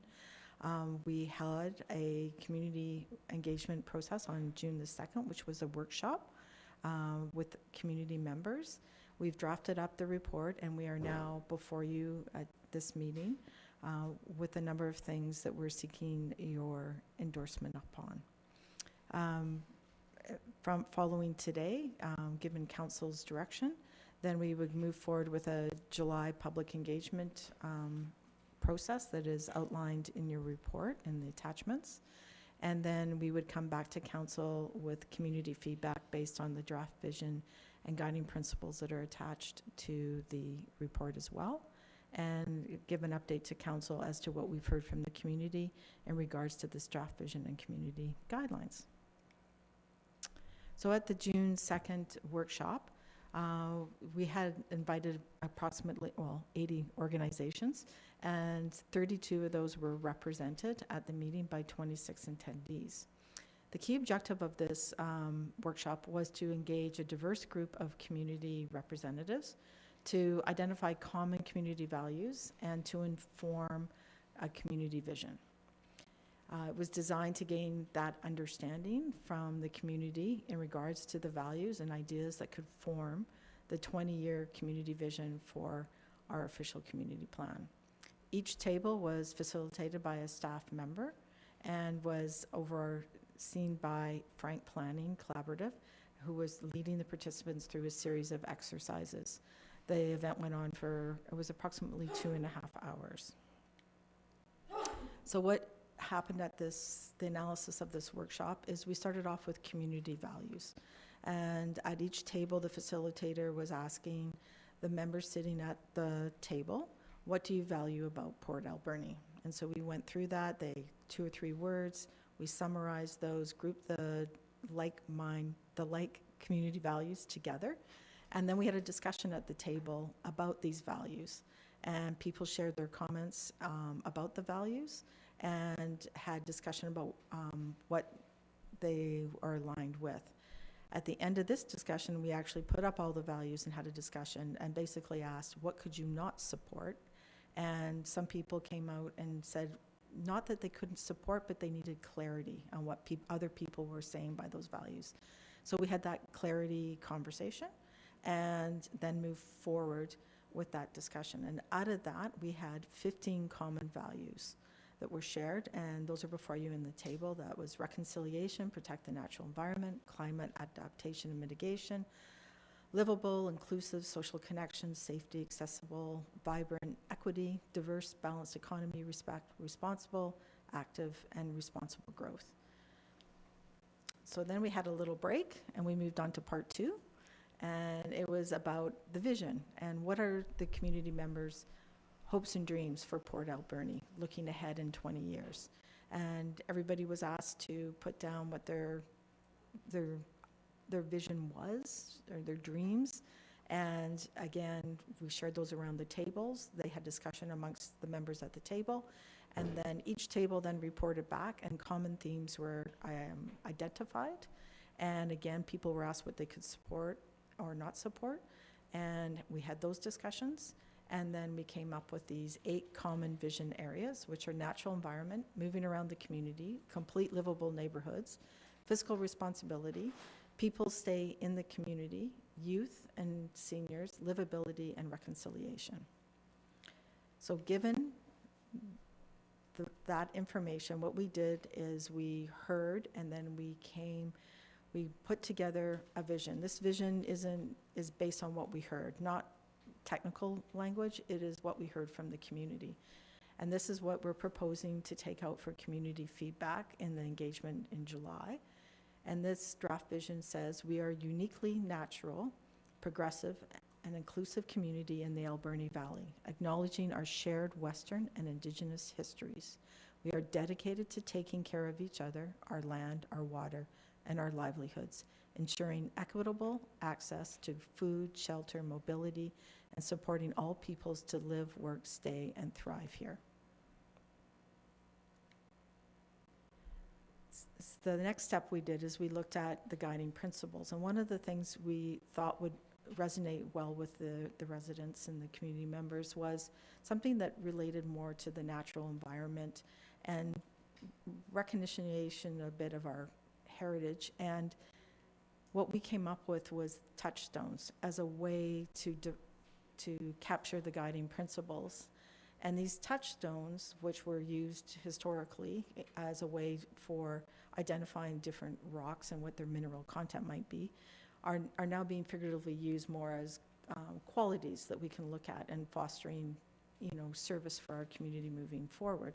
And so the idea is that these touchstones would guide the long-term vision for the community. And as we do policy development, the policies would have to have at least one touchstone, and they can't compromise another touchstone. So it would be our way of filtering policies to achieve the touchstones, guiding principles that we heard from the community, to ensure that our long-term policies in the vision document is aligning with what we heard from the community.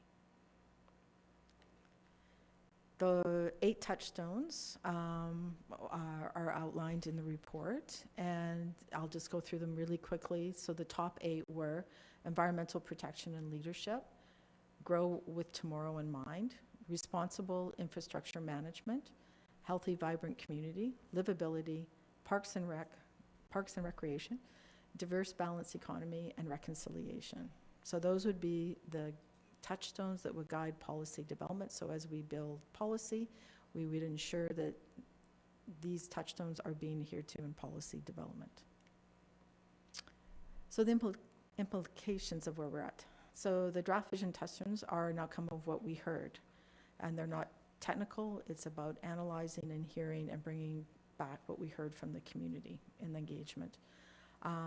So where we are today is if council does not wish to move forward with the draft vision and the touchstones, then we would need direction from council on how you would like to proceed. And should we not proceed with this, then there would be a delay in the timelines with the OCP project.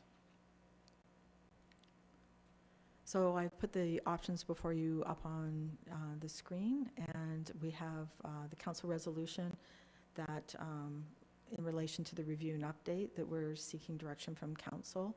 We're providing the following opportunities, including Touchstones and all the other stakeholders that we've outlined, which is 80 organizations. And if council feels that we've missed something, please let us know, and we would love to hear from you and can make those adjustments. And then the other recommendation we're looking for is that council endorse the community engagement strategy that was attached to your report. And then if not, then council can provide us either direction or we cannot proceed. I'm happy to answer any questions that you may have. And finally, I forgot to do this. Here's our future before us, our kids, and that's why staff is recommending we move forward with the draft vision and touchstones for community feedback as per the engagement and communication strategy prepared by Front Planning Collaborative, dated June 20, 2022. And there's our youth of tomorrow before you. Thank you very much. A lot of work I can see has gone into this already, and it's exciting to be progressing on this project that I know we've talked about for a long time. Certainly every year since our council has been, we've been talking about getting started on the OCP. So it's exciting to see the work on its way. Are there questions? Councillor Haggard and then Councillor Paulson. Thank you, Madam Mayor. In the draft vision, it says we are a uniquely natural, progressive, and inclusive community. What does the term uniquely natural refer to? Is that the environment that it's referencing?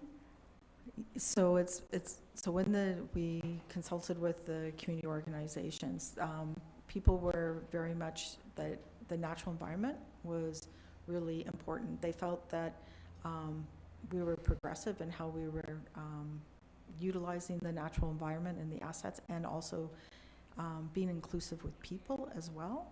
So, and they felt that we were forward thinking in this manner. So, and they wanted to continue down that progressive mindset and how we were operating as a city. That's. And in touchstone number 4, it says a healthy, vibrant community. And I know you've used the word inclusive in the vision, but is it possible to also add inclusive and healthy, vibrant, and inclusive community? I don't see why that wouldn't be possible. Okay. Yep. Thank you. I'm just going to make a note of that so we can. Thank you. Councillor Paulson. Just for clarity on your slide that you had here for the guiding principles or OCP touchstones, there was 8 there. I gather, but for clarity, that those 8 points were in no particular order of priority. That's correct. Yeah, okay, because when I read it, I went, priority, I'd move things around a little bit. Yeah, thank you. Thank you. Other comments or questions? This is very important, everyone, so. Councillor Poon, anything? Well, I noticed a few typos, but should I point them out? No, but really looking for feedback from council on this. This is the most important document for the city. So, you know, are these 8 touchstones right? You know, this is what was heard. Are there things we want to add? Does everyone wholeheartedly support this? If people are not speaking, we're going to kind of accept it as that. Councillor I Hager. find a lot of the touchstones are very similar to our strategic plan. So I was happy to see that we're all kind of on the same wavelength and same vision for the community. Thank you. Yeah, I noticed that as well. Councillor Paulson. You know, the other thing, and I think this is great that we're going through this public process with stakeholder groups and stuff like that. But at what time does council become part of that workshop type group so that we're all on the same page with regards to the OCP? And you know, there's some of these public consultations that happened that I really didn't know the results until I saw this report. And I would think that we're a critical part of the OCP as elected officials, but I see your timeline, and I think it explains it to us. Once we get through July and into August, you know, the picture will become clear, I think, I hope, maybe. Councillor Corbeil. Well, Madam Mayor, since you're forcing me to say something, somewhere in the document it talks about moving Port Alberni away from a resource community or something to that effect. And it reminds me of what Don Wright spoke about at the truck loggers. And for anybody who knows Don Wright, he's the real deal. He's an economist, PhD, Harvard.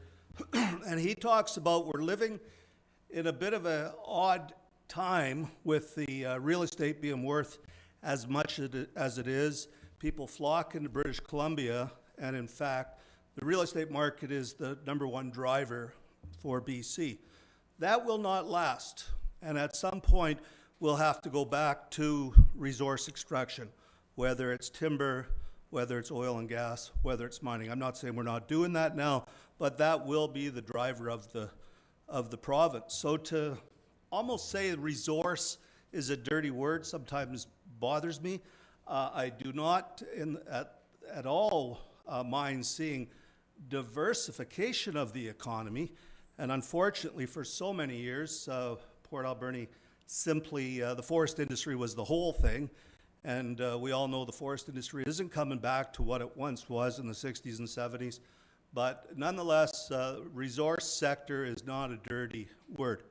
Another thing I read in here was there were 2 overwhelming themes, one being the community, i.e. the people, and the other one was access to nature.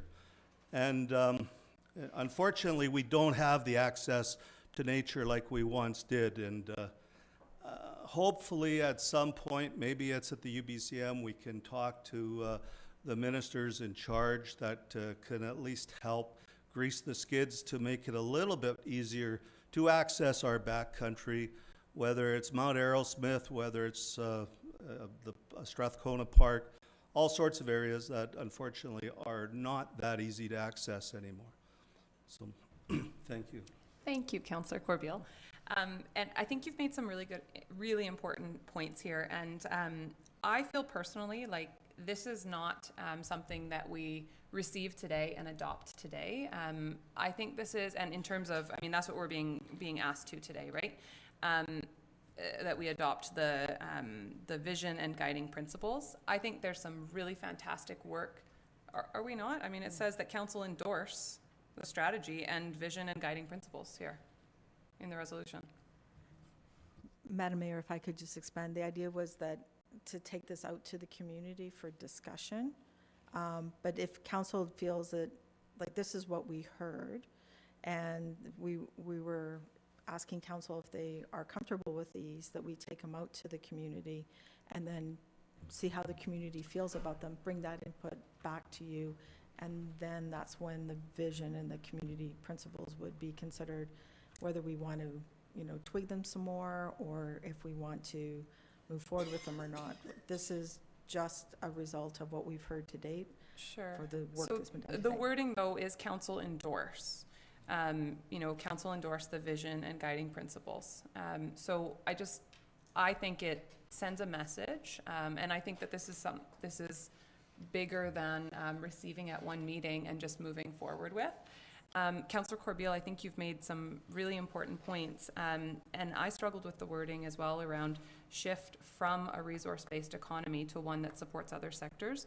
I would love to see some wording in there around shift from a traditional resource extraction economy, you know, to a high value, or to, like, you know, something different. And I don't know exactly what that wording is, but I feel like this is not necessarily what I want to bring to the community for input with council's endorsement at this point.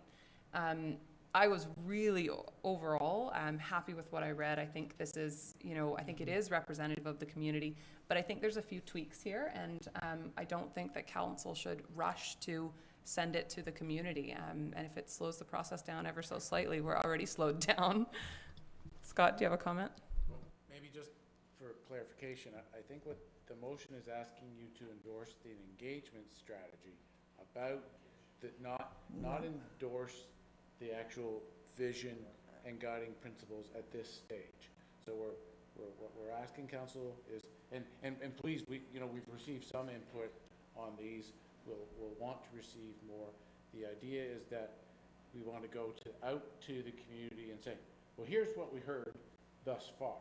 Did we get it right? Like, or are there things that need to be changed, and then that comes back to council prior to, so you're not, if I'm correct, not endorsing the vision as it's written currently, or these touchstones as they're currently written. You're endorsing the engagement strategy to go out there and further consult, tweak them if need be to what we've heard, and then it would come back to council. Yeah. That is the intent of our request, and if it's not reading correctly to council, then we should wordsmith it a little bit. Yeah, I think it does not read like that at all to me. However, I still think that what goes to the community is important. Yes. If council feels it is not representative of the direction, I don't feel that number 7 is, I think that could be representative of a specific group in the community for sure, but I would argue that I think the broader community sees a more balanced approach. So I think it is important what we send out to the community. First of all, for not inciting unnecessary conflict, and secondly, to just have a more productive conversation. So, I mean, personally, I would prefer to bring this back to our next council meeting to adopt the strategy and take next steps.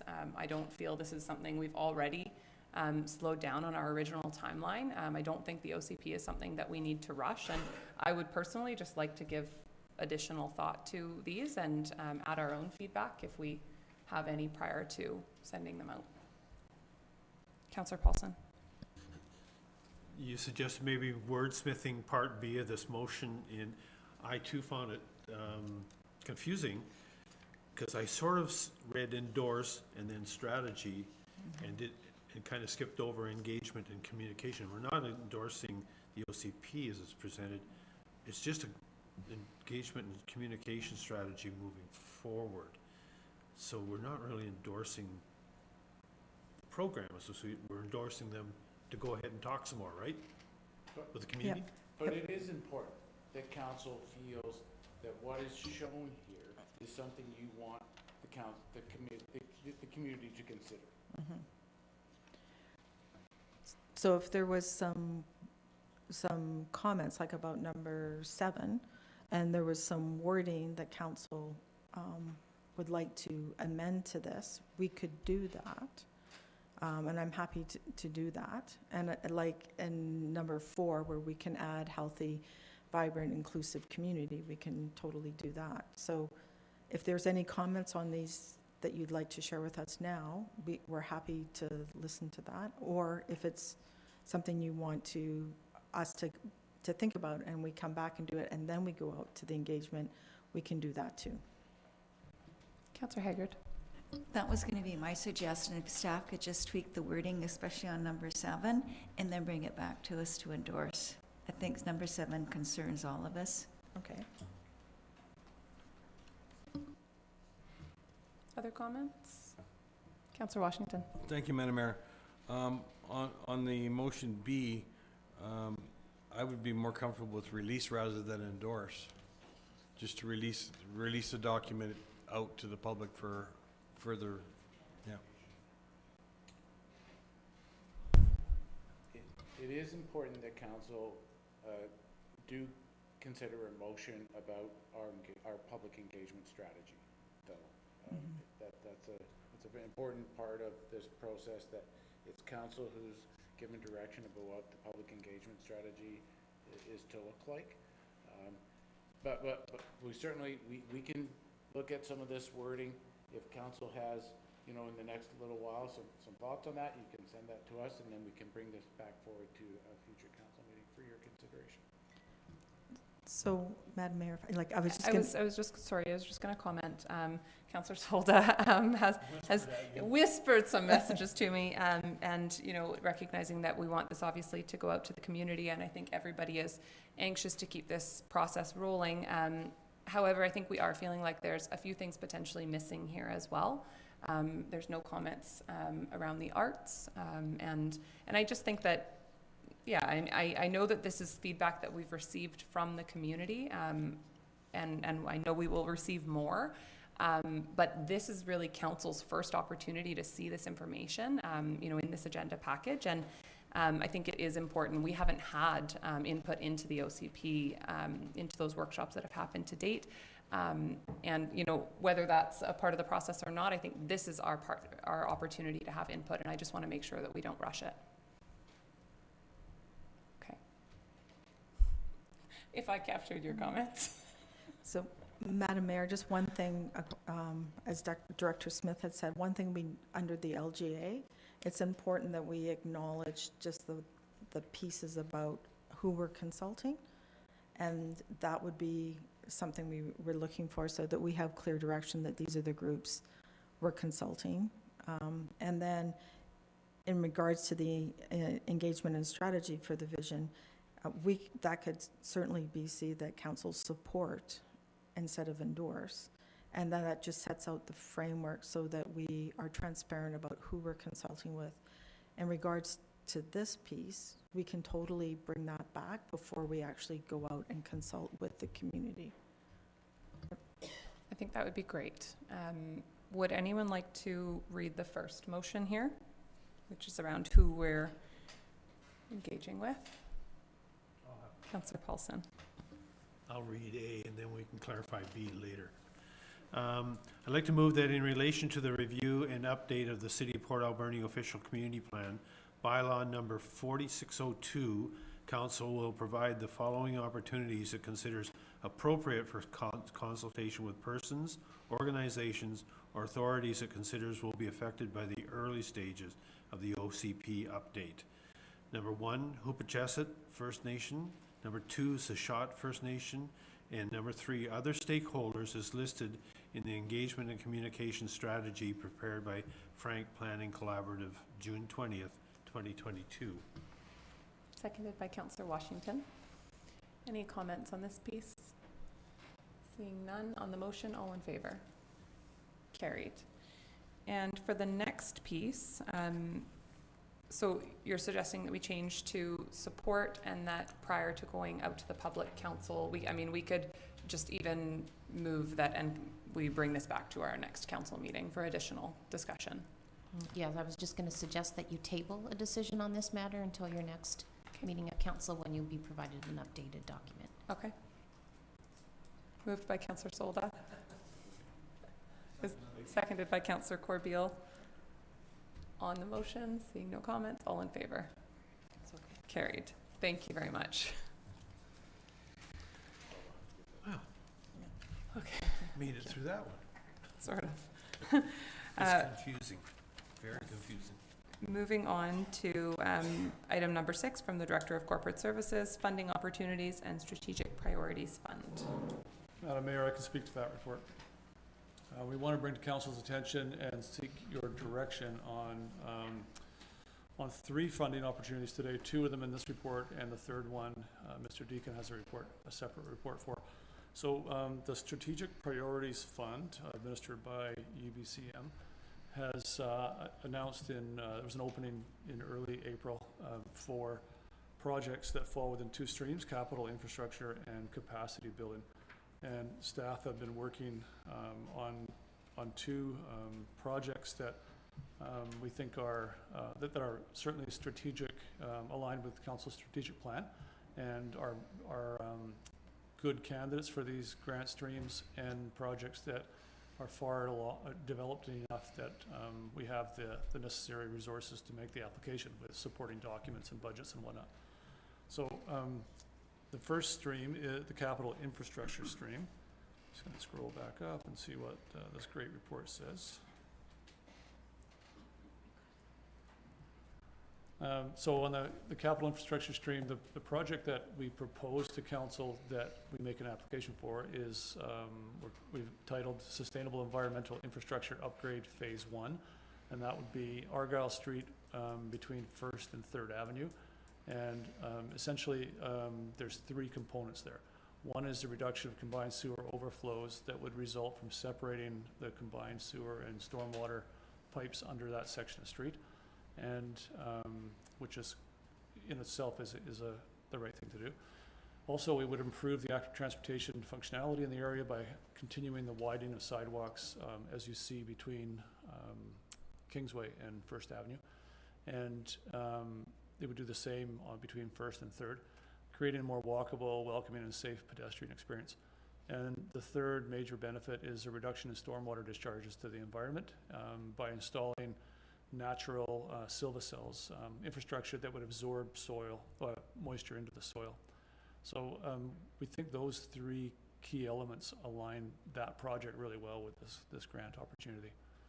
Do you want to speak about that, or do you want to go on to capacity building?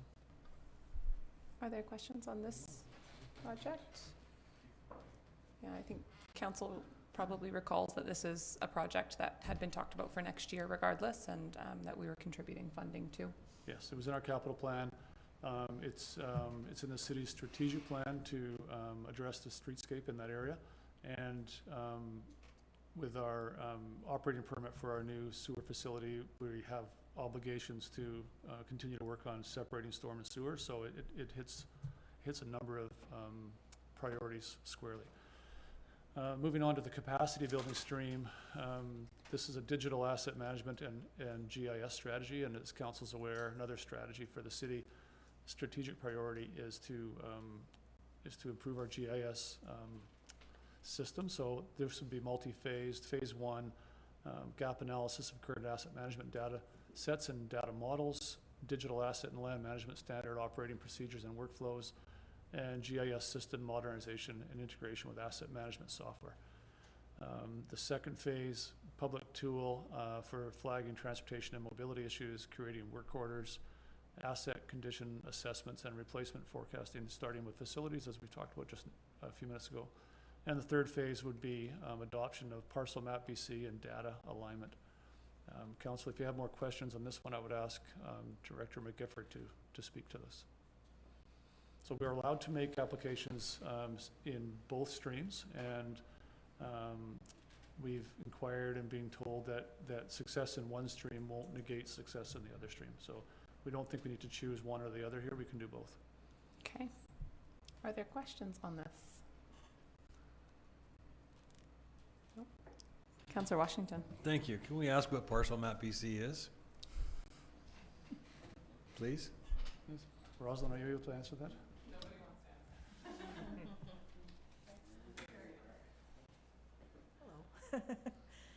Parcel Map BC is a GIS system of which we take in the parcel boundaries so that we can, when we do updates to subdivisions, et cetera, we have that parcel map, that it's a legal map that goes into the GIS. And there's a registry generally for the province.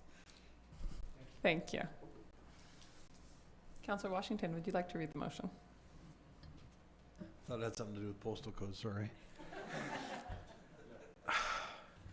I move the council approves to Authorize staff to submit an application to the 2022 Strategic Priority Fund Capital Infrastructure Stream titled Sustainable Economical Infrastructure Upgrade Phase 1 in advance of the deadline date of June 30th, 2022. Thank you. Moved by Councillor Washington, second by Councillor Paulson. Seeing no comments on the motion, all in favor? Carried. Thank you. And do you want to read the next one? Thank you, Madam Mayor. I move that the council authorize staff to submit an application to the 2022 Strategic Priority Fund Capacity Building Stream titled Digital Asset Management and GIS Strategy in advance of the deadline date of June 30, 2022. Thank you. Seconded by Councillor Paulson. Seeing no comments on the motion, all in favor? Carried. Thank you. Moving on to item number 7 from our Economic Development Manager, we have Local Food Infrastructure Fund. Good afternoon, Council. The Local Food Infrastructure Fund is a 5-year program, but next fiscal year is the final year of intake for the fund. This year's intake ends July 15th. Each year of the fund has a different theme. This year's theme is food insecurity, but requiring the applicant to introduce 2 new food systems. That's what the fund dictates with respect to it. So the 2 systems that we're planning on implementing are adding new equipment to the Dock Plus that they do not currently have, which will allow them to expand the type of food that gets processed there, and adding means to improve food distribution, storage, and transport. There are several groups working on this project together. I would just briefly like to acknowledge them. The farm team from the regional district, the Alberni Valley Food Security Group, Community Futures, and a typo, the Alberni Farmers Institute, as well as the city. So the grant requires the project minimum of $100,000, maximum of $500,000, with the applicant and its partners to contribute 25% of that. Currently, the projects that we are working on total $425,000. The Port Authority is prepared to put up the bulk of the funding. We are, several or 3 other groups are also contributing funding in the spirit of partnership, and that helps us address one of the criteria in the grant, which a group that has many partnerships coming forward would score more highly than one that is not. So after reviewing the applicant criteria, we concluded that the city was most likely to succeed in the application. The regional district would have been our first choice, but the population level exceeds the maximum of 29,999 people. So we are asking council to approve the city as an applicant. The applicant has to have a mission of to reduce food insecurity. Council in 2012 adopted the food charter, and although we think the document itself stands up very well against even current situations. We're asking this council to renew the endorsement of the food charter. And then finally, I'm asking council to approve a contribution of $2,500 towards the application. I hesitate to say that it's symbolic because $2,500 is a huge sum of money to many individuals and even to the organizations that have come together here. However, given the Port Authority's willingness to contribute in excess of $100,000 toward the application, I wouldn't consider what we're doing as a full financial partner either. So I'm happy to answer any questions you might have. Thank you. This is great. Councillor Solda had a question around the bullet point that says, even though the Port Authority is contributing most of the 25% required by the applicant, the city would have to own the new food systems for a minimum of 2 years. Assuming that's just because we are the applicant, but could you comment on if that has any kind of future, would the Port Authority own them following that? And is there anything really that we should be aware of as a result of that requirement? Our intent would be to transfer the equipment to the Port Authority, and probably for a nominal sum of $1. Okay. It is the requirement of the grant. Okay. Thank you. Does that cover your question? So if there were any repairs, would they be our responsibility, or assuming in that 2 years potentially, but beyond that, not so much? Correct. Okay. Thank you. Any other questions? Councillor Haggard. Not a question, but a comment. One thing that COVID really brought to light is how extremely fragile our supply chains are. And right now, how war across the world is, on the other side of the world, is affecting food prices globally. So it's critically important that the city supports local food production and helps to ensure long-term food sustainability for our community. So I think this is a great project. Thank you. Thank you very much. Thank you. Councillor Corbeil, would you like to read the motions? Thank you, Madam Mayor. I move that council reaffirm the city's endorsement of the Alberni Valley Food Charter 2012 and direct staff to apply to the Government of Canada's Local Food Infrastructure Fund to receive and manage grant funding on behalf of the Port Alberni Port Authority, Agricultural Development Committee, Alberni Valley Food Security Group, and the Alberni Valley Farmers Institute for infrastructure to expand food systems and in advance of the deadline of July 15th, 2022. Thank you. Seconded by Councillor Solda. Seeing no comments on the motion, all in favor? Carried. Thank you. And further, that council authorized the allocation of $2,500 of economic development funds towards the project pending a successful grant application. Thank you. Seconded by Councillor Solda. Any final comments? Seeing none on the motion, all in favor? Carried. Thank you. Thank you. Thank you, Pat. Moving on to item number 8 from the Director of Corporate Services, we have presentation of the annual report.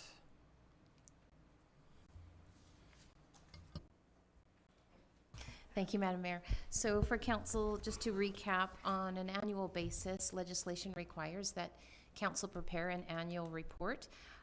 The report tends to reflect the city services and progress made on priorities and projects of the previous year. Also required in the report is to show financial statements, audited financial statements, as well as permissive tax exemptions. Notice has been provided as per legislation, and the city has not received any public feedback. So now the report is here in front of council for you to finalize and endorse by way of the motion that's on the agenda today. Thank you very much. The report looks great. There's a lot of good information in there for anyone wanting to take a look. Any comments from council? Okay. Councillor Paulson. Just a kudo in putting together the report. The report is easy to read. The format is pretty. So thank you to staff for pulling that together. And beautiful pictures in here. I don't know who the photographer was, but they're wonderful. Very nice, thank you. Councillor Poon, would you like to read this motion? Thank you. I'll move that Council for City of Port Alberni endorse the annual report for the year ended December 31st, 2021, as presented. Thank you, and sorry, I realize, oh, no, sorry, just questions from council. Okay, never mind. Okay, moved by Councillor Poon, seconded by Councillor Corbeil. Seeing no comments on the motion, all in favor?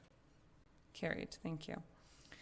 Moving on to bylaws, item number 1, City of Port Alberni election and assent voting bylaw number 5054, 2022, and this is just final reading. Councillor Corbeil, would you like to read this one? Thank you, Madam Mayor. I move that City of Port Alberni election and assent voting bylaw number 5054, 2022 be now finally adopted, signed by the Mayor and Corporate Officer, and numbered 5054. Thank you, seconded by Councillor Poon. Seeing no comments on the motion, all in favor? Carried, thank you. Item number 2, City of Port Alberni Freedom of Information and Protection of Privacy bylaw number 5055, 2022, and this is another final adoption. Councillor Paulson, would you read this one? I'd like to move that City of Port Alberni Freedom of Information and Protection of Privacy bylaw number 5050, 2022 be now finally adopted, signed by the Mayor and Corporate Officer, and numbered 5050. Seconded by Councillor Haggard. Are there any final questions before we adopt this one? Seeing none, on the motion, all in favor? Carried, thank you. And item number 3 from the Director of Development Services and Deputy CAO, proposed official community plan and zoning bylaw amendments for 4201 Cedarwood Street. Welcome, Scott. Thank you, Madam Mayor. So, as council may be aware, we did receive a development application for 4210 Cedarwood Street, requesting amendments to our OCP and zoning bylaw to facilitate the construction of a 4-story residential building that would provide 35 dwelling units. The bylaws have been given first and second reading, and a public hearing was held on May 31st. It is now being brought forward to council to consider third reading of it. If council does grant third reading, the Ministry of Transportation and Infrastructure are required to technically sign off on that, and then we do require submission of off-site infrastructure work, design, and security prior to it coming to council for final adoption, and I'd be pleased to answer any questions. Thank you very much. Are there any questions on this item? Okay, Councillor Haggard, would you like to read the motions? Thank you, Madam Mayor. I'd like to move that official community plan amendment number 38, 4210 Cedarwood Street, Satapi Mati Housing Society bylaw number 5051 be read a third time. Thank you. Moved by Councillor Haggard, seconded by Councillor Poon. Seeing no questions or comments on the motion, all in favor? Carried. Thank you. I'd like to move that zoning map amendment number 49, 4210 Cedarwood Street, Satapi Mati Housing Society bylaw number 5052 be read a third time. Thank you. Moved by Councillor Haggard, seconded by Councillor Poon. Seeing no comments or questions on the motion, all in favor? Carried. Thank you. And item number 4 from the Development Planner, proposed zoning bylaw amendment for 4925 Leslie Avenue.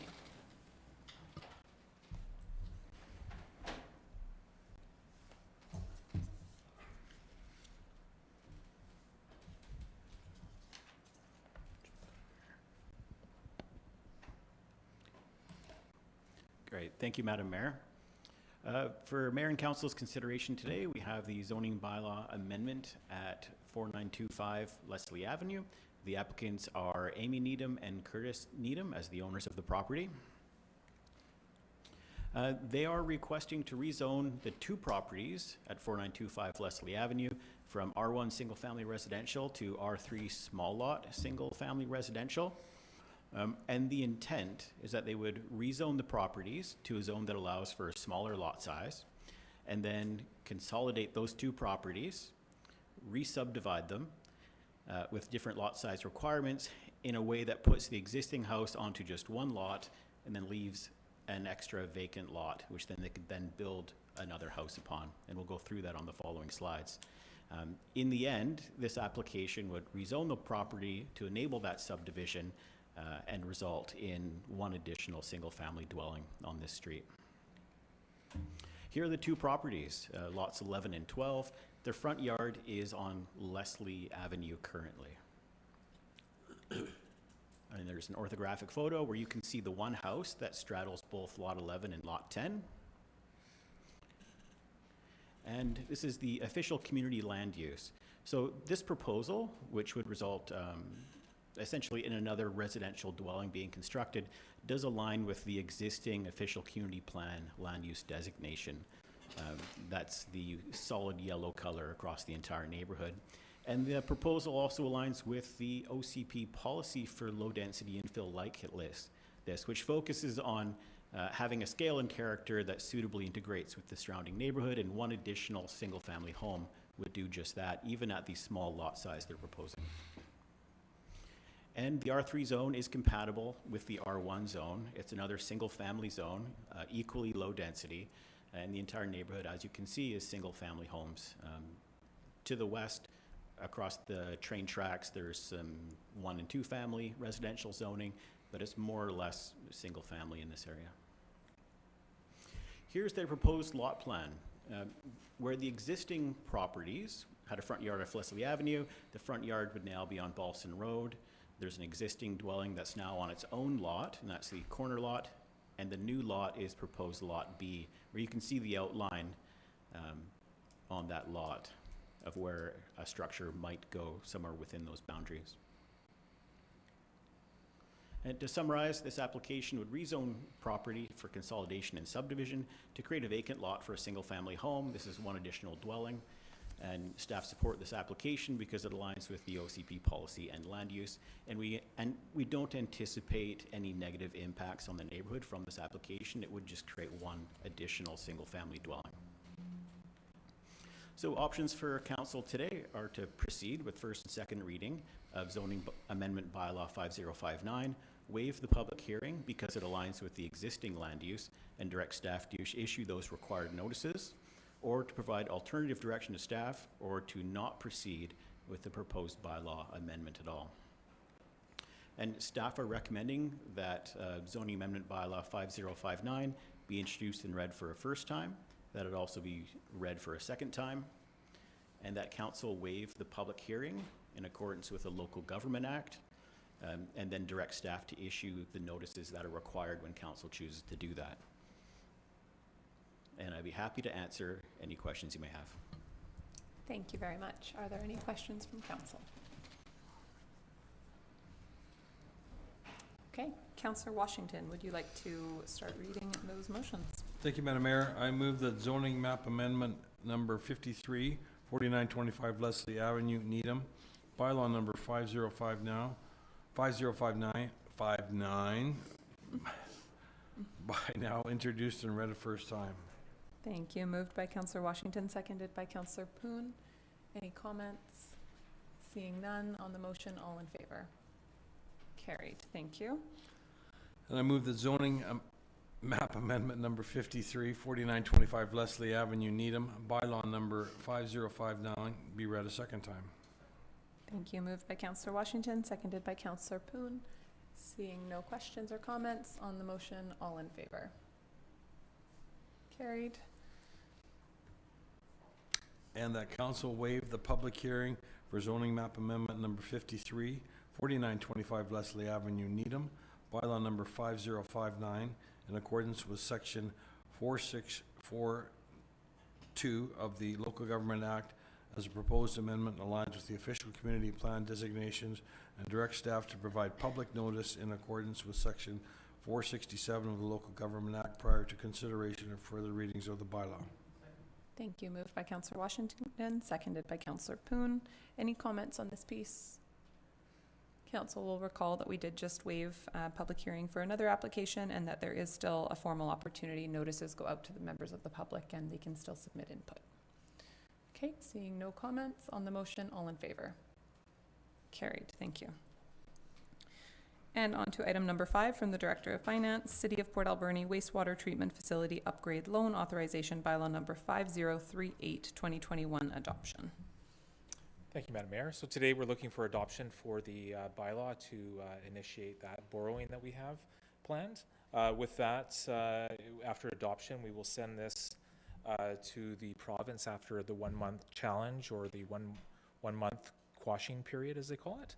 At that point, the certificate will have to be approved, and the inspector would send that back to us within 2 to 4 weeks. And then there's a chance for the municipality to pass a security issuing resolution bylaw, or resolution, sorry, and agreement. And then the regional district will have that package, and then we would get that approved at the board, and then the province would review the security issuing bylaw and certificate of approval through the inspector of municipalities, and that takes another 2 to 4 weeks, and then finally the MFA would have the security issuing authority. So. Thank you very much. I know this project has been a long time in the works, and we often talk about the construction side of it, but the finance side of it has been a long time in the works as well, so thank you.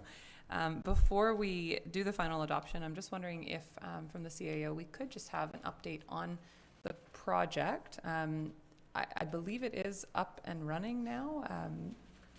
It's correct, Madam Mayor. It's operating, and fully operating. Operating well, and we've turned our mind to decommissioning the former lagoon. Wonderful. Working on that. Okay, thank you very much. Okay. Councillor Paulson, would you like to read this one? Sure, 7 years later, right? Didn't we meet 7 years on this? I'd like to move that the City of Port Alberni wastewater treatment facility upgrade loan authorization bylaw number 5038, 2021 be now finally adopted, signed by the mayor and corporate officer, and numbered 5038. Thank you. Is there a seconder? Second, Madam Mayor. Seconded by Councillor Washington. Seeing no comments on the motion, all in favor? Carried. Thank you. On to correspondence for action.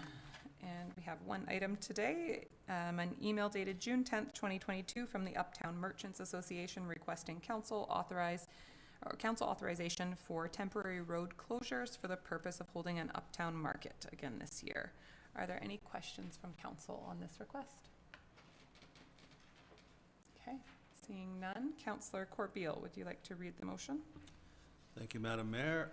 I move that council authorize the temporary road closure of 3rd Avenue from Argyle Street to Mars Street as requested by the Uptown Merchants Association for the purpose of holding a market every Wednesday evening from 4 to 8, starting on July 6, 2022 to August 31st, 2022, subject to the notification of emergency services and BC Transit, consultation with all affected businesses, residents, implementation of a traffic plan and traffic control, provision of standard liability insurance in the amount of $5 million at a minimum.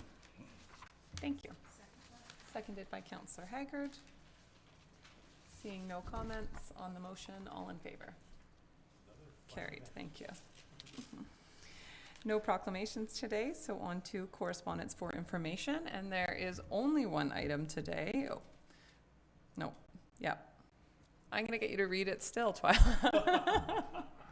Certainly. Thank you, Madam Mayor. So to summarize, one piece of correspondence, and it's from the Ministry of Forests in response to a letter from Mayor Minions and Council regarding old growth deferrals. Thank you very much. Are there any comments or questions? Councillor Paulson. I do this for every reply now. It was suitably vague. Unreal. I think letters from the ministry are typically suitably vague, but still important. And I think we all know that, you know, these, and not this issue specifically, but, you know, generally when we write to a provincial or federal ministry, that is just a piece of the conversations that are going on. Councillor Corbeil. Well, just to add to the vagueness, you know, we were asking to be able to participate in the discussion, and unfortunately, I didn't see a whole lot of, yeah, we'd love you to join us and participate. So at least I think we got a bit of a message across, if nothing else. But unfortunately, I didn't see where we would have any ability to have any meaningful dialogue. Thank you. I will just note that, of course, the deferral process has been largely extended from what was originally proposed. And our engagement in the process can look like a lot of things. It doesn't necessarily have to be a formal sit down with the minister. It can be conversations with our MLA, who of course is a minister as well. It can be advocating on behalf of businesses. It can be lunch with the parliamentary secretary, and you know, much more. So, and as well, I think a part of our advocacy here has been in hearing from local First Nations. So there's been a lot of work going on here, I think, behind the scenes, and that work will continue as the process unfolds. Okay, no report from in camera, and we'll move on to council reports. Any items councillors would like to highlight from their reports? Councillor Washington. Thank you, Madam Mayor. Not for my report, but just want to wish everybody Happy Canada Day for July 1st and remind them that Stage 1 water restrictions are in effect as of Canada Day. So please have a look on our website and get the lowdown on water restrictions, Stage 1. Thank you. Any other items? Okay, seeing none. New business, which is an opportunity for council to raise issues as a result of business of the meeting or to identify new items for subsequent meetings by way of notice of motion. Any new business items to bring forward? Okay, seeing none, on to question period, which is an opportunity for members of the public to ask questions of council. Would anybody like to ask a question today? Okay, seeing none, would somebody like to move adjournment? Moved by Councillor Paulson, seconded by Councillor Poon. All in favor? Carried, thank you. Thank you everyone for coming.